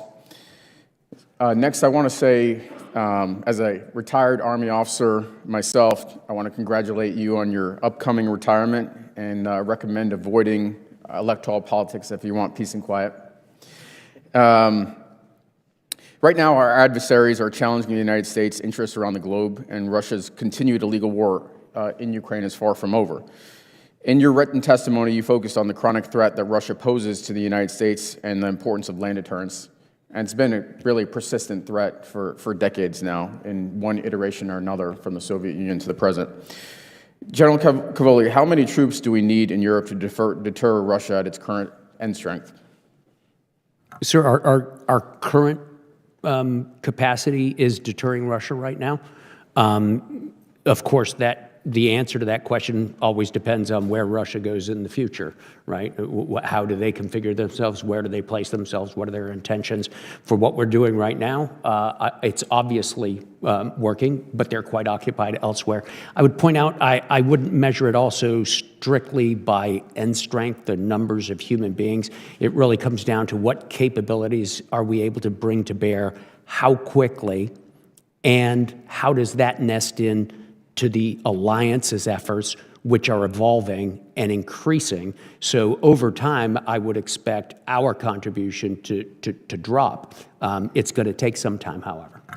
So I want to address the issue that my colleague from Louisiana just discussed, and kind of part of what victory looks like is a free and sovereign and secure Ukraine. Right? And so far that has come at no cost in American lives as far as uniformed service members, although there have been obviously many volunteers that have gone over and felt the need was great and sacrificed tremendously. In the context of my definition and kind of how you see victory, is victory for Ukraine possible? Congressman, not losing is definitely possible, and I think that's the first step. So if we're talking about a free, secure, sovereign Ukraine, the actions that we've taken so far, I mean, they've not lost yet, but how do we take it to the next level? If we want to get a meaningful peace that provides for a free, sovereign, secure Ukraine, what do we need to do in addition to what we've done so far? Well, I think there's a military contribution to that, sir, of course, but I think that the principal questions would probably be outside of my lane. Well, I'm talking in your purview, and briefly, obviously, do we need to provide them more stuff? We need to continue to provide them the defensive mechanisms to prevent the heinous attacks that we've provide seen. More intelligence? Intelligence, air defense weapon systems, and then artillery systems and ammunition. Those are always the important things that they need. Those will pressure Russia to come to the negotiating table in a more balanced fashion to achieve the victory that I described, which is a free, secure, and sovereign Ukraine. Those could be a contributor to that effort. Okay.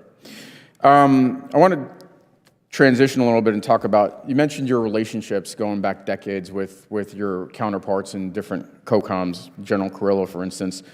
There are other relationships that, for instance, the chairman of the Joint Chiefs of Staff, I'm sure you've known him, you worked with him, you closely coordinate with the chairman of the Joint Chiefs of Staff, with the functional combatant commanders like Cybercom, with the senior advisor to NATO.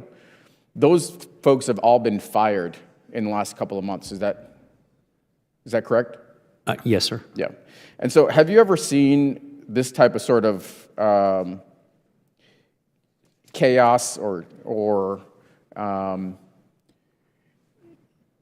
sort of lack of coordination in your 38 years? Have you ever had to deal with that kind of shuffling of personnel that are your counterparts that help enable your mission?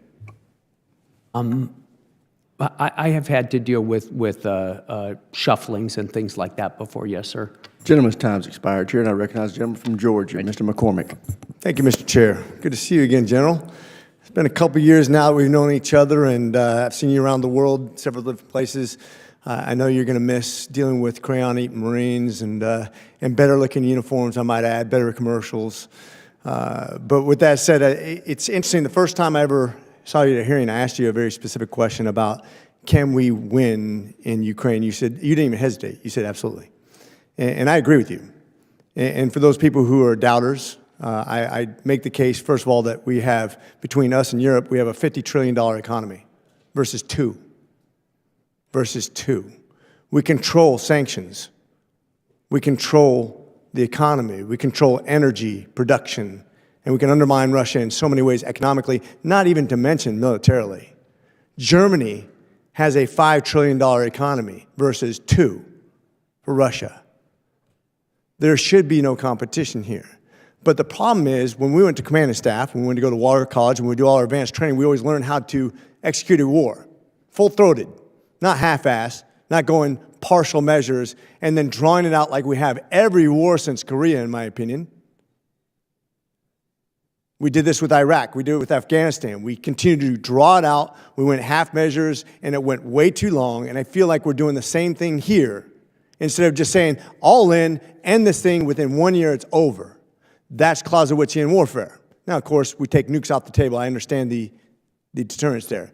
But do you think we still, a year after we had our first conversation, a couple of years after we had our first conversation, do you still think that what I just said is viable and has application in this process to ending this war? I do, sir. The role of assistance to Ukraine, the pace of assistance to Ukraine, the magnitude of it, has an outsized impact in this in this war. So, Ms. Thompson, I just say, if I could give you feedback to the president. These are 2 military guys who've been in this business for a long time, and actually there's a whole lot more than that. We can end this war in many ways. I love what the president's doing to put pressure on Russia to end this, but he's in the power seat. He's the most powerful man in the world.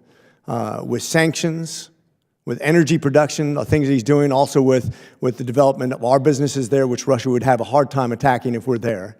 But also the fact that the president has been very strict in saying, hey, I got the bigger button. I have the bigger military. I have more economic power than anybody in the universe. We can end this. The president is the big man in the room. And I would love to see him put pressure on Putin because he has that leverage. Getting back more to tactics and away from strategy, we have new munitions. We have the glide bombs. We have wire-guided munitions now, very similar to what the TOW is, but they have loitering capacity with the new drones. What are we doing to both develop that and also counter that in technologies? Obviously, you're not going to talk about anything classified, but do you feel like we're moving at pace for our newly developed weapon systems? Yeah, Congressman, a general never feels like we're moving at an adequate pace when it comes to development of new weapon systems, especially in conflict. We continue to help our Ukrainian partners in their development of this stuff, but they have really, they've become the world experts in one-way drones, and they are very, very good at it. They're also very good at countering it, and are doing that. Our ability to learn from them is an important thing. A few minutes ago, a member asked about lessons learned and how we're incorporating those. One of the if you can find a silver lining in this tragic dark cloud of this war, we are learning an awful lot about the future of warfare and about Russia's capabilities as well. I think they'll have great applications to Taiwan and the Straits as well when we're talking about legacy systems versus the newer technologies that are going to impact the battlefield. I'm almost out of time, but I want to take this time as you're nearing retirement just to say that no matter what happens, no matter how bad your uniform looks compared to the Marines or anything like that, you have one thing that you can always hang your hat on, and you have the coolest title ever, Supreme Allied Commander. Nobody can take that from you for the rest of your life. God bless you, Semper Fidelis. Good luck in your next career. Thank you, sir. With that, I yield, sir. Gentlemen yields. We will now conclude this open session and take up the closed session in room 2212 at 10 minutes after 1 o'clock. We're adjourned.